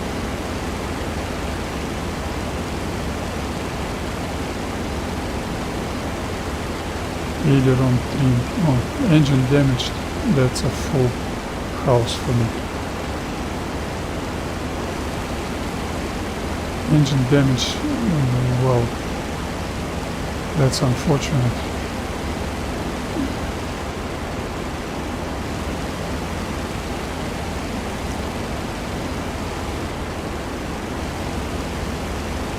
Maybe that was a minor damage.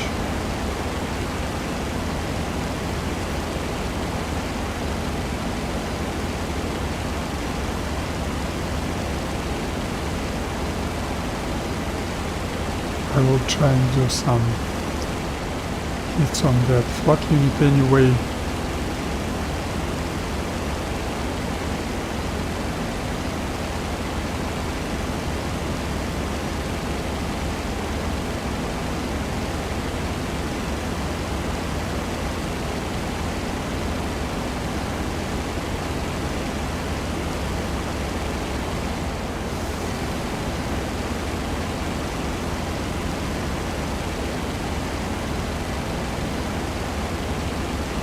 In my last attempt, airspeed was too much and I was a little bit far to the right, I think.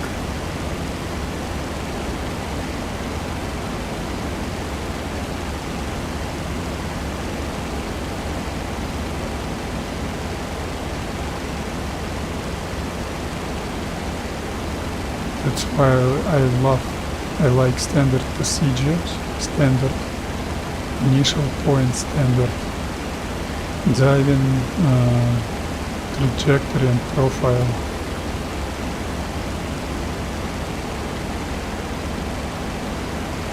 And now my airspeed will be not enough.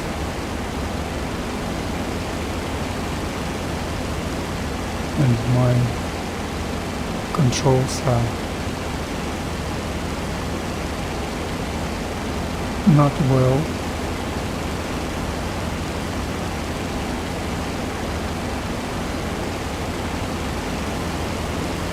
Let's heat up the engine a little bit. Add some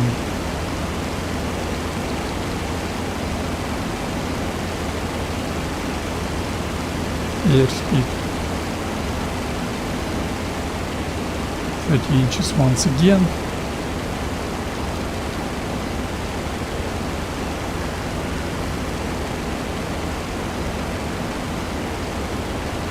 And dive to the target.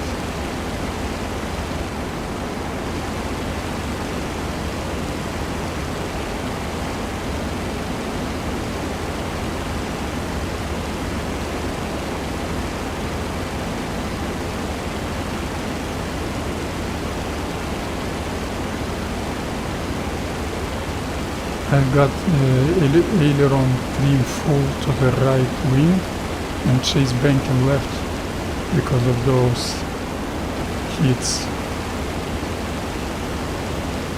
That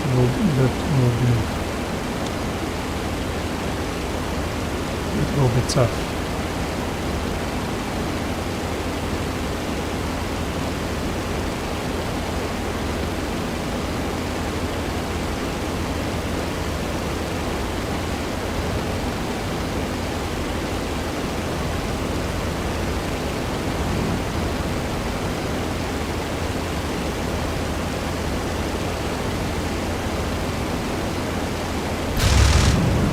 That was a hit, that was a hit. You could see game lagging. I'm the only one on server. Very few statics and still game is lagging. And you can see I've got engine degrading with those with that black oil on my windshield. That was a hit. I would like to try and do some try and destroy that another flak unit, but I need to return to base, and very unfortunately that's my combat practice. That was two major mistakes, navigational and operational. That's why you need to practice more. When you got enough flight time, when you got enough attempts, you will not have those issues. And for now I will climb, because God knows what could happen with my engine. No technochat, because she's not stabilized anyway. I will try and do stabilize her with rudder. No, she's not responding for that. Rudder full right, rudder trim full right.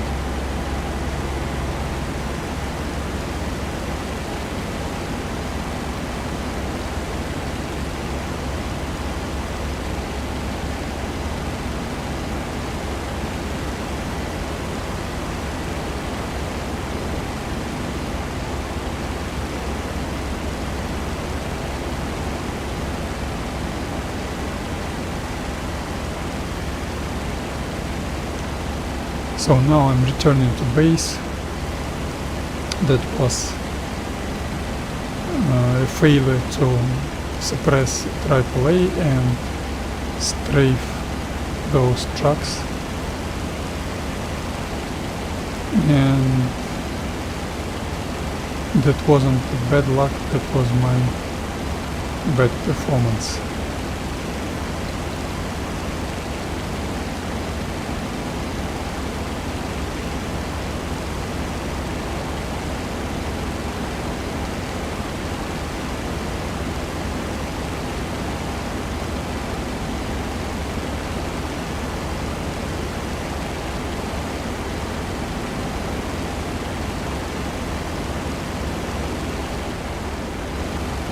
Now it's gonna be really painful and boring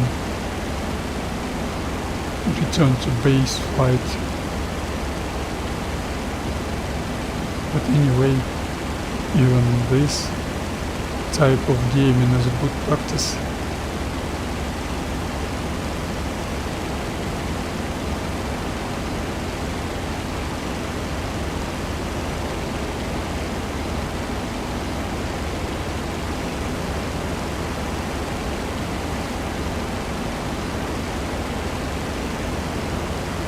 As you can see, I am not able to stabilize her. She's banking left violently.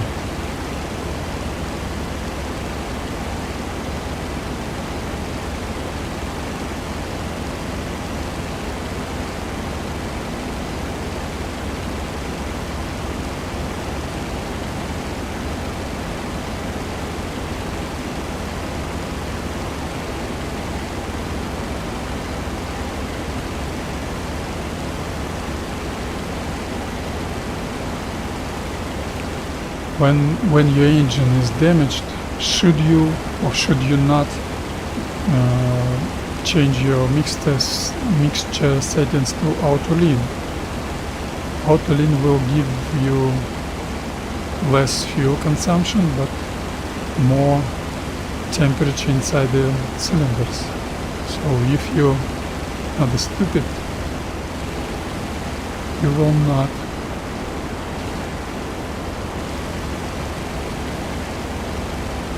of course that you will not find that realism in this game, but you will not change your mixture to auto lean, because who knows what's the exact damage of my engine. I will increase temperature inside the cylinders and my engine is gonna give up. So I've got more than a half in left or right wing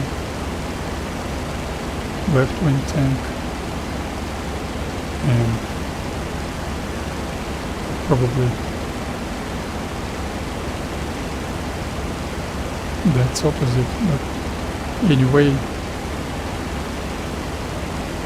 I will not be able to stabilize my P-40, but I will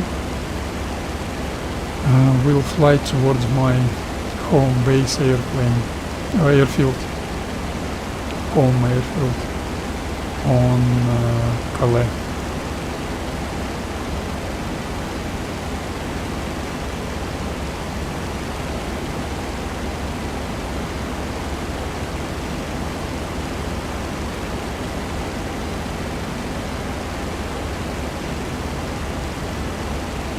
Now I'm trying to maintain 045 heading.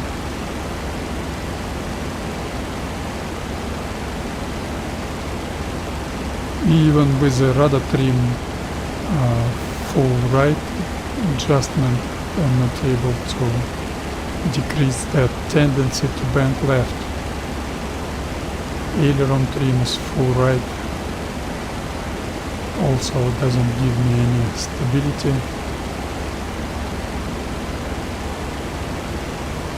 Where I am, that's a great airfield to find where you are.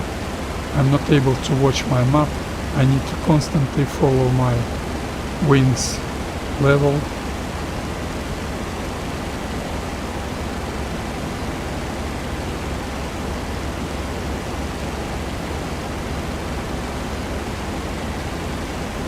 She's banking violently. That's probably Montfleury.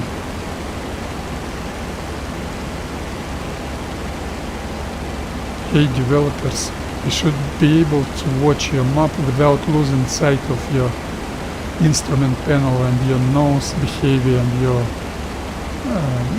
horizon. This is unacceptable. But I understand good guys and engineers and programmers stuff, they know that, but not such good personalities and management. They think different. That's unrealistic and historical. That is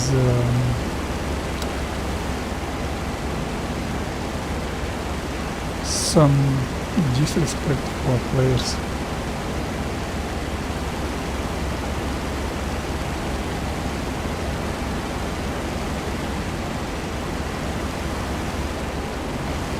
As you can see, my windshield is getting more and more dark with that oil. My fuel is okay, fuel isn't leaking, no fuel leaks,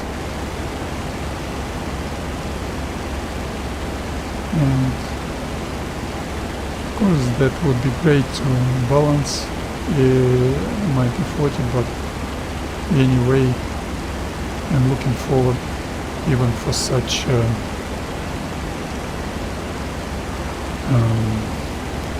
such an activity as bringing her home without being balanced.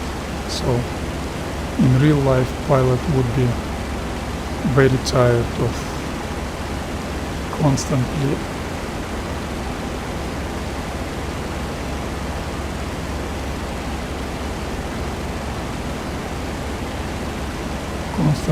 pushing stick to the right. I've got the simplest version of joystick with a short stick. Guys with a long stick could do that very precisely, but not in my case.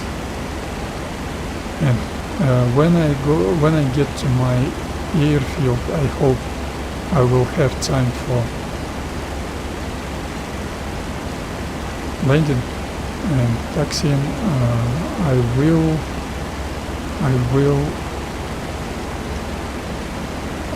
will be very careful, very aware of danger of lowering flaps.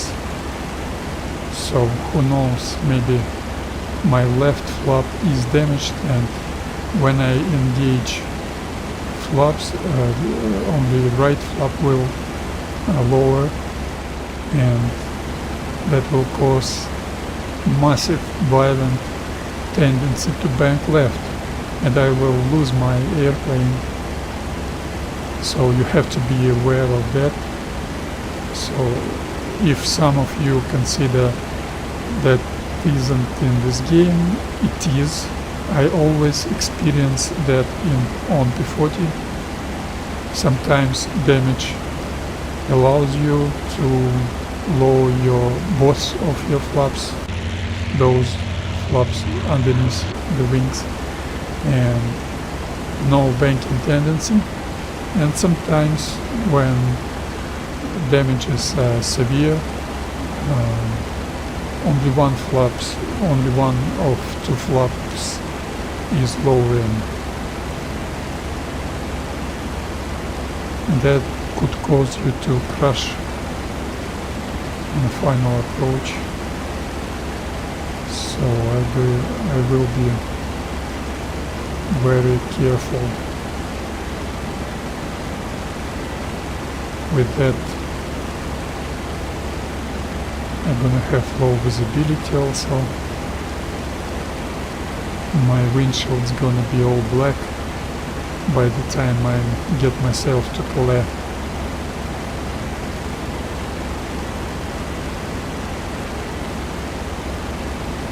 And in case I will lose my engine, of course this game is realistic and experienced players know that P-40 will bring you home anyway, but that's a game, in-game P-40.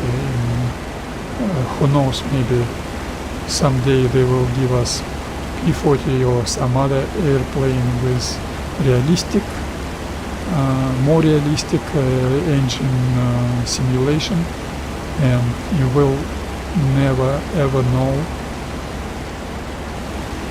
will your engine give up or will not.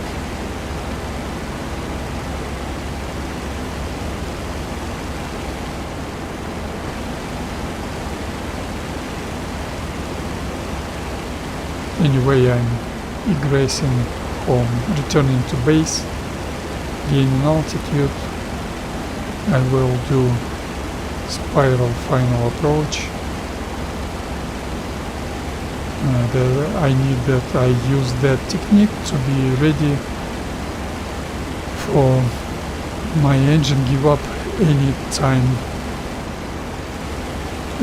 soon.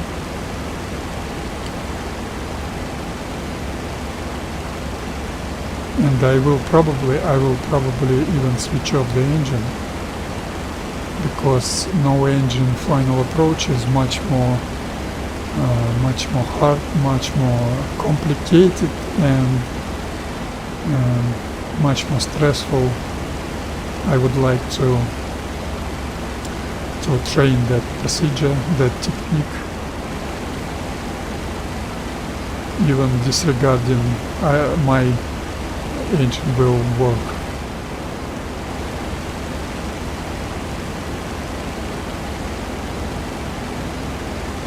And you need to climb, because you don't know, maybe your engine will give up somewhere here or maybe here.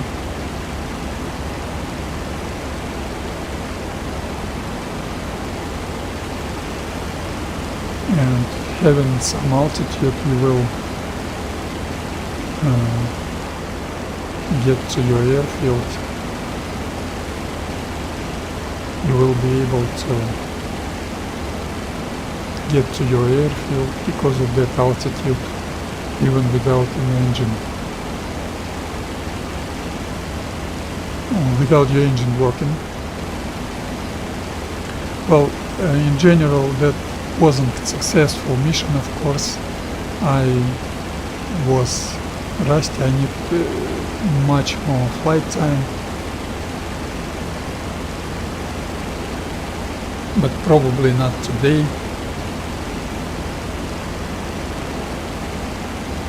I'm definitely positive I will not have any time to do A20 training today, and no playing, no flying, and no streaming tomorrow. So my next streams will be probably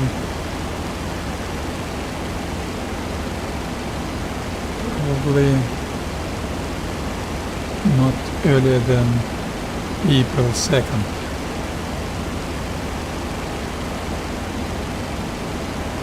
Next stream will be not on weekend.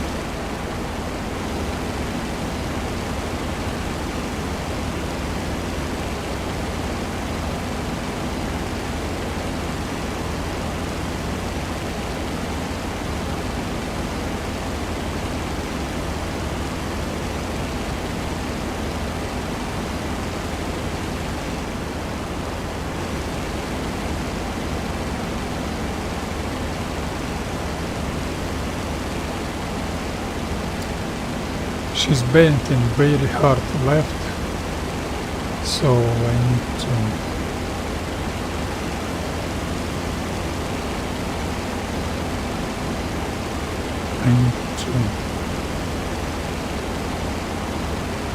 compensate that with my stick movements, because aileron trim is full right already, and rudder trim is full right also. I've got damaged rudder also.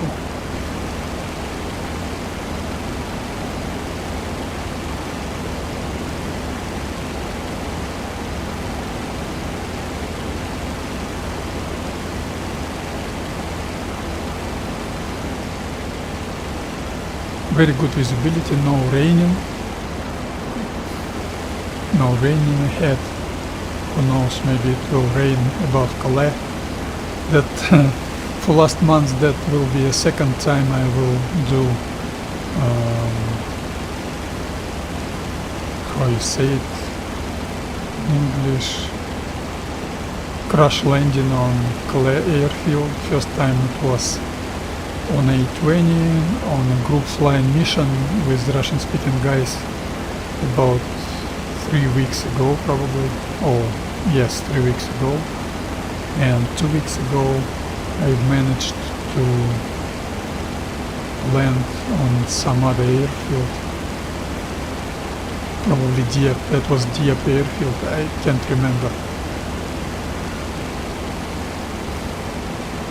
Those were both engine not working landings, probably because of lack of fuel. Yes, because first time we had not enough fuel to get ourselves home, and second time that was a enemy fighter attack and both engines were damaged, and I managed to do good landing, crash landing. I didn't crash my A20. All crew were okay. And second time, rear gunner was hit by enemy fighter, but not more injuries because of my bad landing.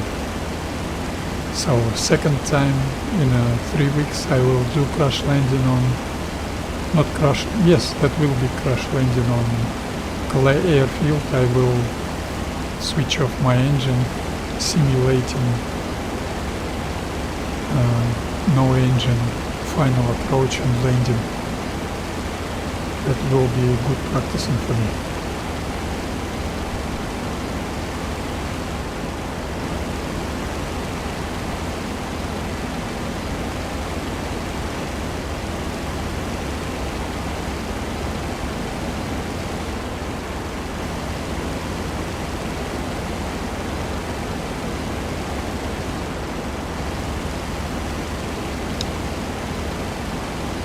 Oh, that was my mistake. I probably fly over those ships, enemy ships. That could cost me a lot. That was my mistake. I need to steer right a little bit.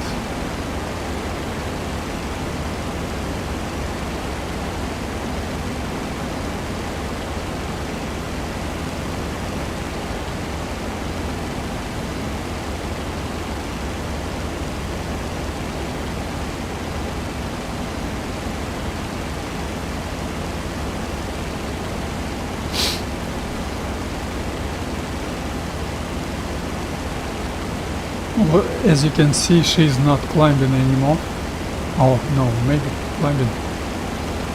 She's losing power. The engine is losing power. So to climb was a good, right decision. Who knows, maybe my engine will not survive that return to base route flying.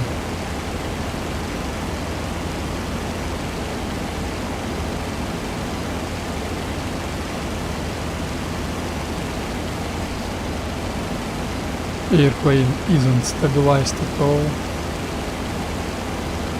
I need to add power to climb stabilized and stabilized attitude, but who knows, maybe that would kill my engine.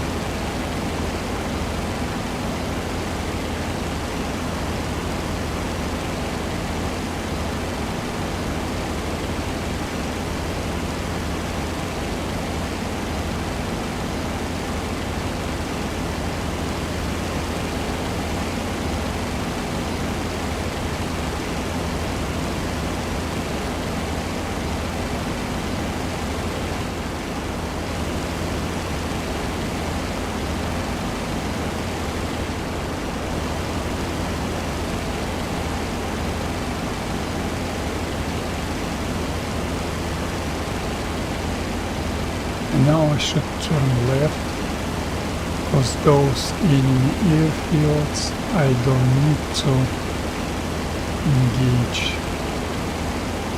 I don't need to find myself over there, over that enemy airfield.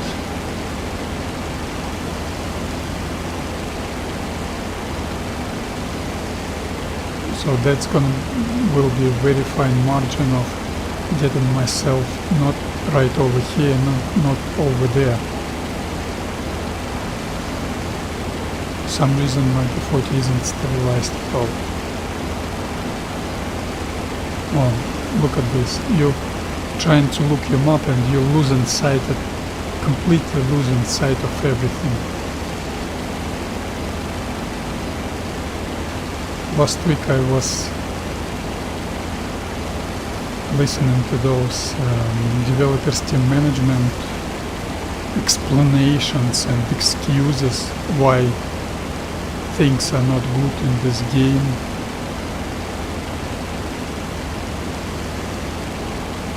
They never say that's because we do not appreciate, we do not respect realism. They never say that, but if we could have a small map in the corner of the screen, would it crash the game or something like that? Is it so hard to do?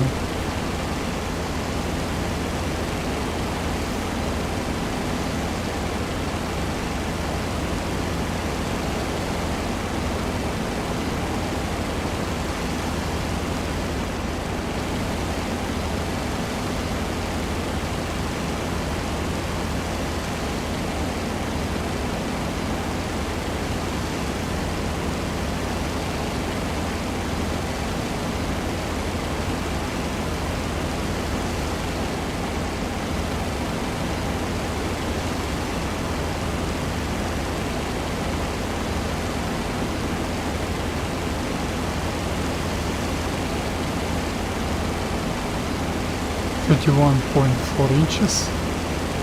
Let's see, maybe that engine power will give me stabilized attitude.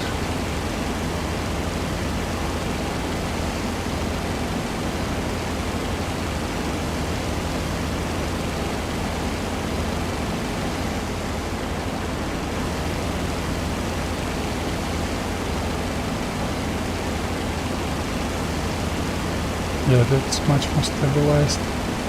Let's increase to 33. Oh no, that's the highest engine power I can get on this altitude.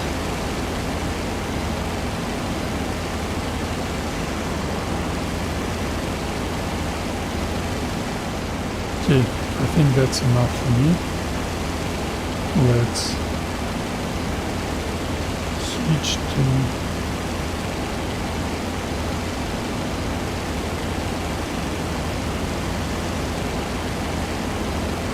my normal straightened level.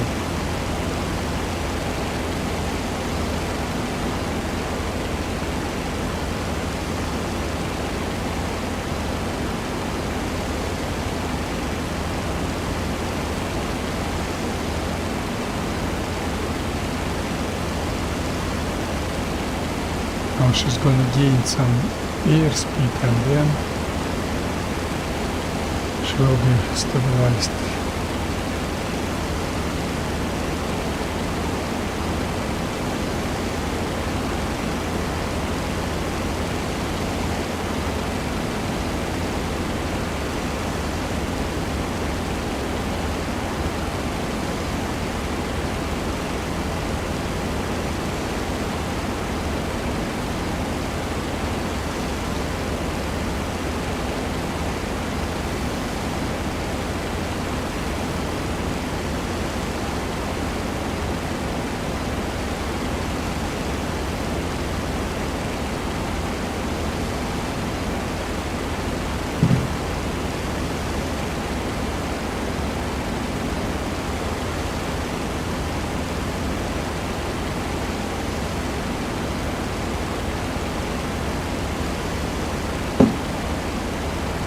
Big cloud on my 1 o'clock.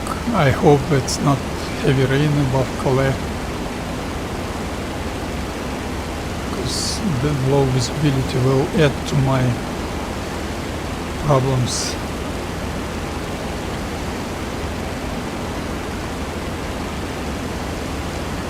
(26.7 inches isn't enough. Let's make it 27.2.3. Maybe my P-40 will be stabilized. At least, no, that's too much. That's something I will not understand. I won't understand.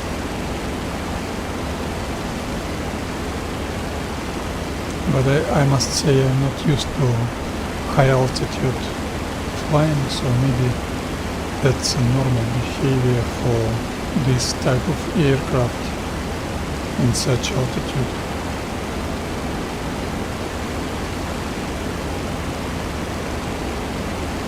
Some players, they live on a high altitude. I live on a low level.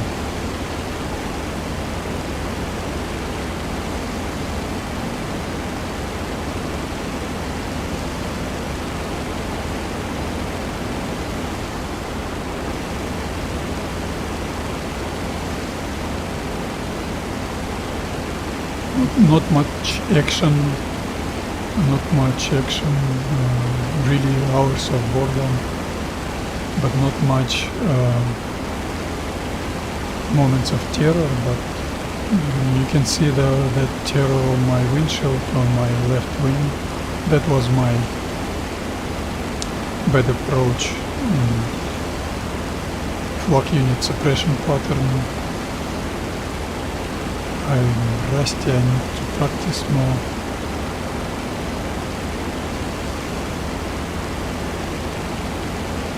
I could practice last week, but historical IL2 training server wasn't available.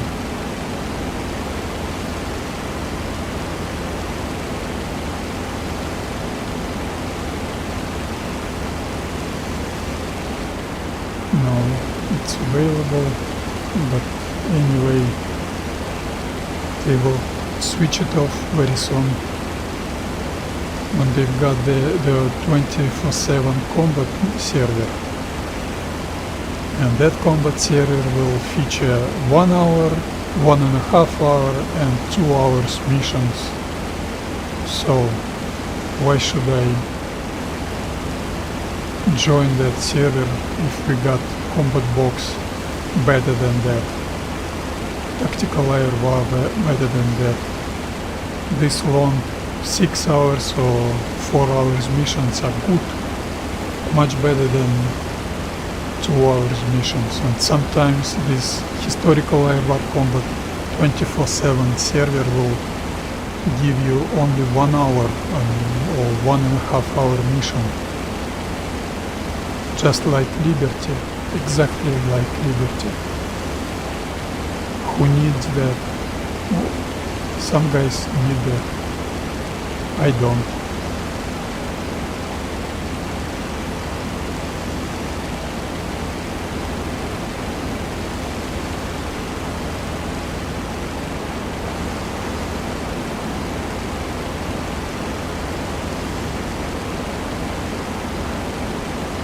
Okay, this town is let report. Just look at it. I need to watch my map for 2 or 3 seconds. What if I need to watch my map for 5 or 10 seconds? I'm gonna dive towards the sea level or what?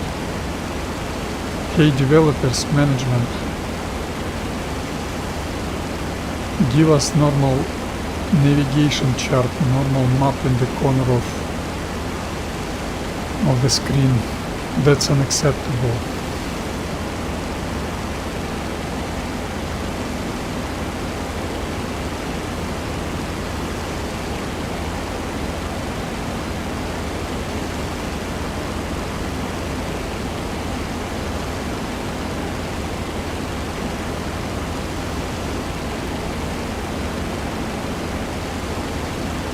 It's already atrocious. Visibility 12 o'clock.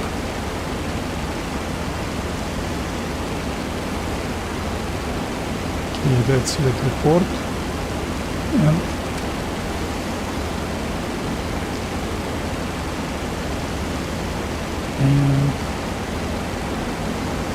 that harbor should be on my 12 o'clock right now. Saint Valery sur Somme harbor should be on my 12 o'clock.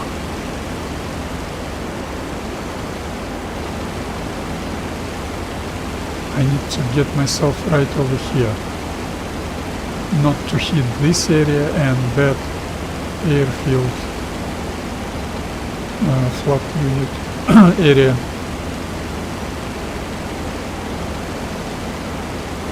It's covered with clouds.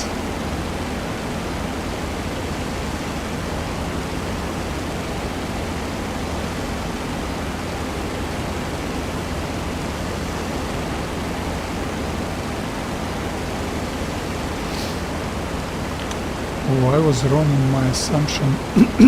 Probably it wasn't yet report.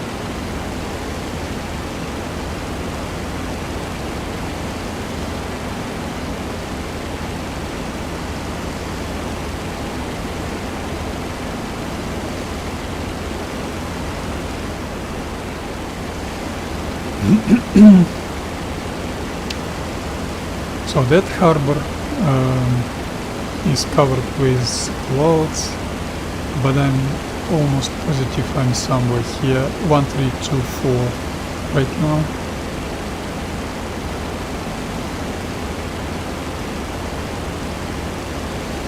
That Berg town will be on my 2 or 3 o'clock right now. Letuke town and Letuke harbor will be on my 1 or 2 o'clock.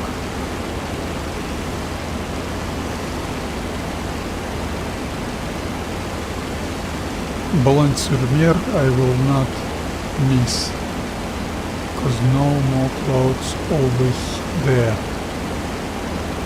Yes, I can see Letuke harbor already.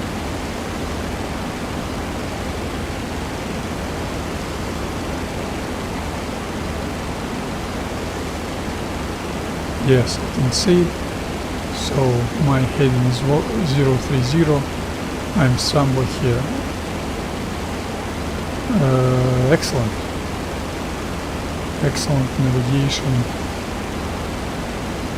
And I'm not far from my destination point from Calais. It's clear above Calais. Good. Let's hope I'm gonna have normal good landing. That will be practically a crash landing. I'm gonna switch off my engine and practice no engine final approach and landing. I've got enough altitude for that.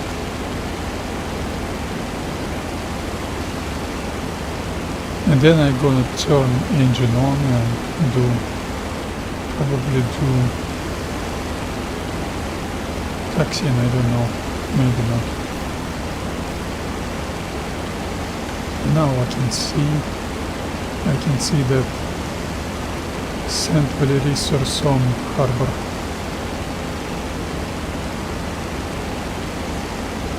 Yes.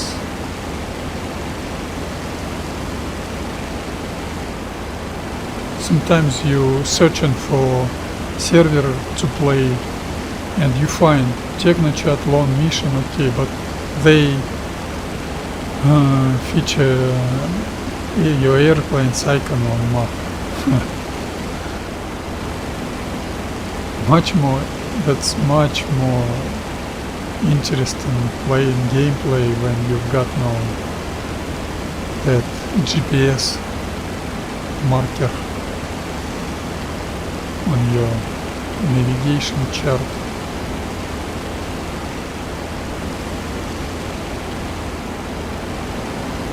And this mission I did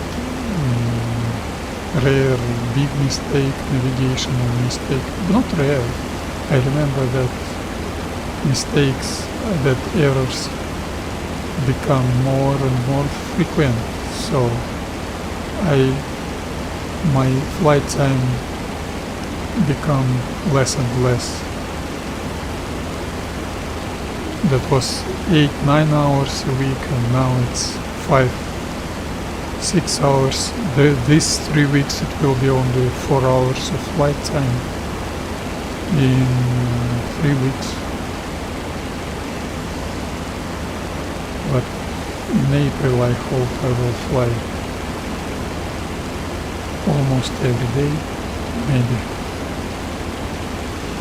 Not every day, but 4 or 5 times a week, I think. Let's make it 5 or 6 times a week.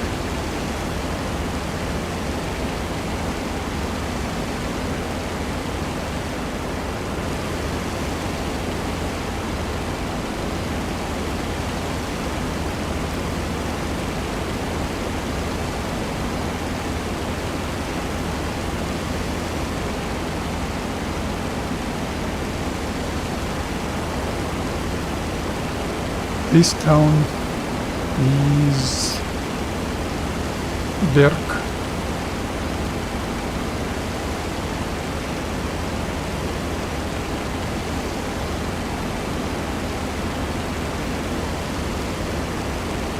and I've got 50 kilometers till my airfield, so even if my engine gives up right now, if my engine dies, I will be able to maybe to get to Calais airfield, but in this game I know the engine will be fine. I will switch it off when I got myself above my airfield and do spiral final approach with assessment of my location and altitude, and no engine final approach, glide slope, touchdown. Let's practice that.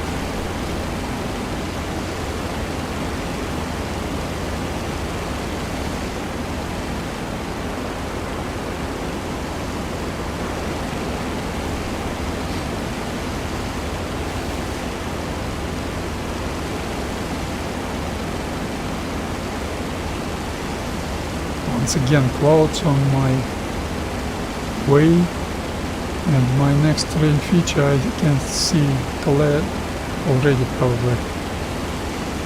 No, that's belongs to the Surmier. I will not be able to see because of the clouds and bad visibility. How can you comment this? I need to watch my map. Why I'm losing control, why I'm losing sight of my wing level. I've got damaged airplane. I need to survive, I need to get my airplane to my airfield.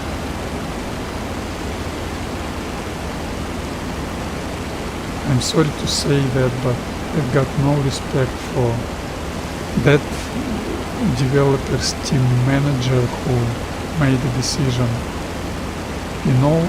That decision in old IL-2 Forgotten Battles, you could have your map in the corner of your screen, and just like the real pilot, just like in other games, you can watch your map and still control your nose pitch angle, your wing level, bank angle, your airplane behavior.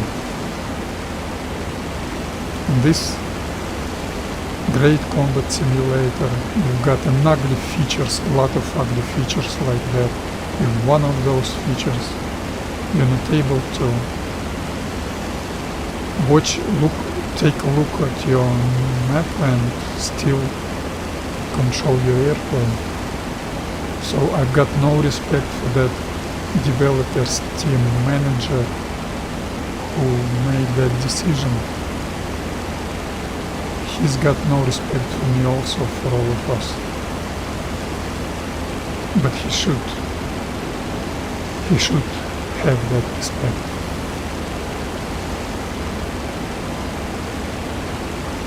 When I've been listening to Jason Williams' interview with Enigma, that was October or September last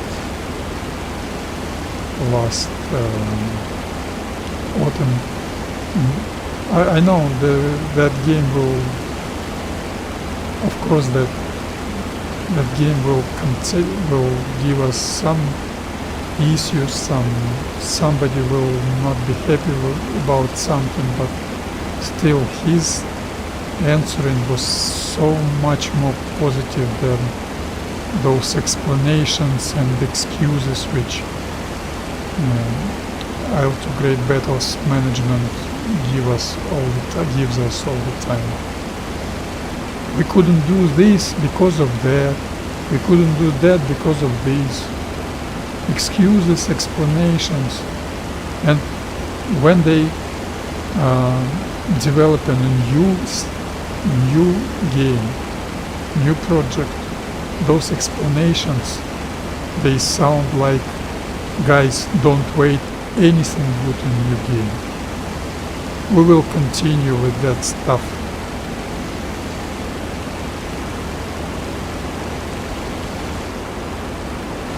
Something will be better in new game, something will be worse.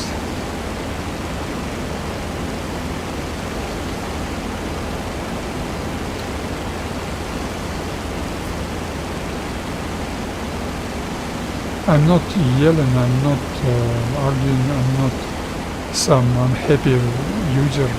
I'm okay with that long flying, I'm okay with unbalanced P-40, I like P-40. That's a good practice for me, but I should be able to watch my map and to still see my instrument panel with, how you say it in English, to keep one eye on instrument panel, on wing level and everything else. That's realism. There is a lot of realism in this game. That's very important for good gaming, not for reconstruction or some absolute realism reason. You just need it for good gaming. So any developer who respects his own work, his own efforts should count for that. Okay, this cape is Vissant cape probably. And this is Vissant. Let's assume that's a Vissant. So my destination point is somewhere on my, yes, that's Vissant, that's Odrosels, and that's Calais, and that's my airfield. We're home. So the next, I will not turn off engine because the descending rate without engine is sometimes could be unexpected how big it is. So for those of you who gonna do crash landing without engine, that's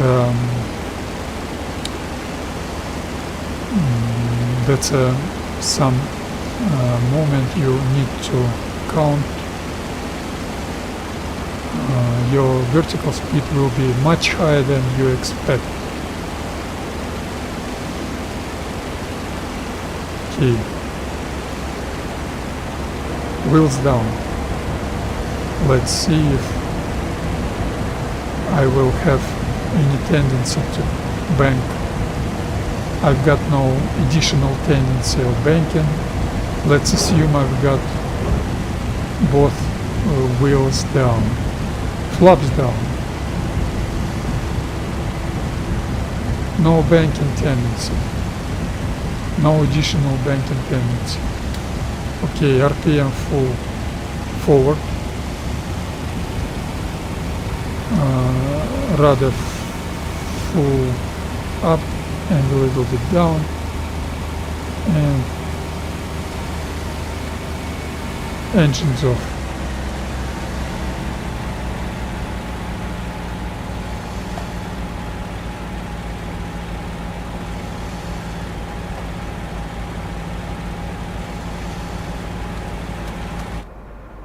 Engines off.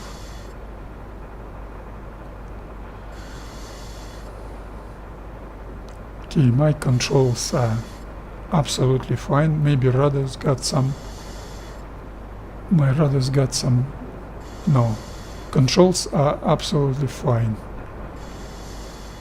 Engine is dead. Let's assume left wing is damaged. I've got left banking tendency. And now I'm gonna do spiral final approach. Maybe not spiral. What's gonna be my landing landing heading probably 225. That's how I look right now. Both wheels down, both flaps intact and down. Sometimes you could have situation when your left flap will be damaged and will not lower, and by lowering your flaps without any care you will have massive left banking tendency and you will crash because of that. You have to be ready for that. Yes, I think I will be able to. Anyway, you should position to yourself not right above your airfield, but to you should position to the side of the airfield and assess your range and your altitude. So you will not be able to do another attempt with your engine dead. So you have to assume your trajectory, assess your trajectory very precisely. And the key is to not to count on your altitude, because your vertical speed rate is massive. So now I've got a feeling I'm not too far and not too close. I can say maybe I've did that mistake already. I will not be able to get to the north and make 225 heading landing. I will do 045 heading landing. So when you've got that engine, while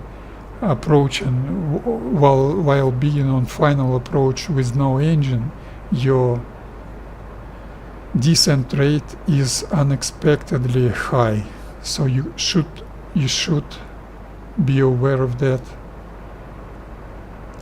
It seems to you you're too close.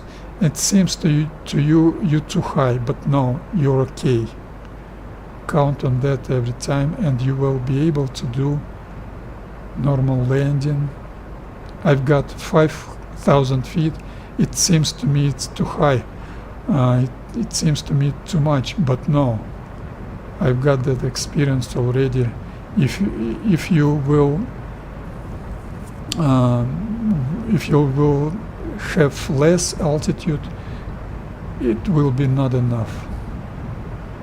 But also you can do mistake with too much altitude, so you will not be able to slow down, and that would cause a crash.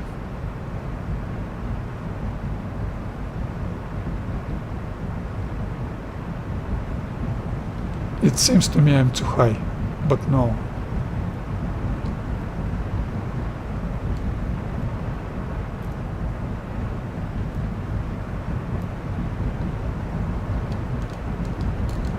Yes, I'm too high, a little bit higher than I wanted, but with the side slip I'm able to kill the airspeed, and now I'm perfect. That was perfect approach, no engine approach. Let's make it good touchdown. Not a bad touchdown, not a bad. That was a good practicing for me. Let's make it no circling. Circling, she's circling.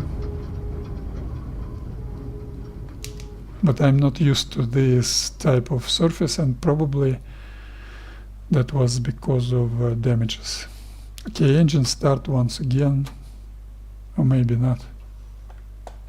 No. I think that's gonna be it for today. Thank you all for watching. Another unsuccessful mission for me, but I will keep trying until they switch off that historical air war training, and when they switch it off, I will not have any playground for my long missions. Finnish server is the best server, but atrocious turbulence on Finnish all the time. No vehicle convoys, unfortunately. I probably will do A20 level high altitude bombing on Finnish. You've got no turbulence on high altitude. But anyway, that was a good practicing for me. That was my mistakes, my errors, and bad luck. Some of bad luck above the target, but still safe home. Thank you all for watching,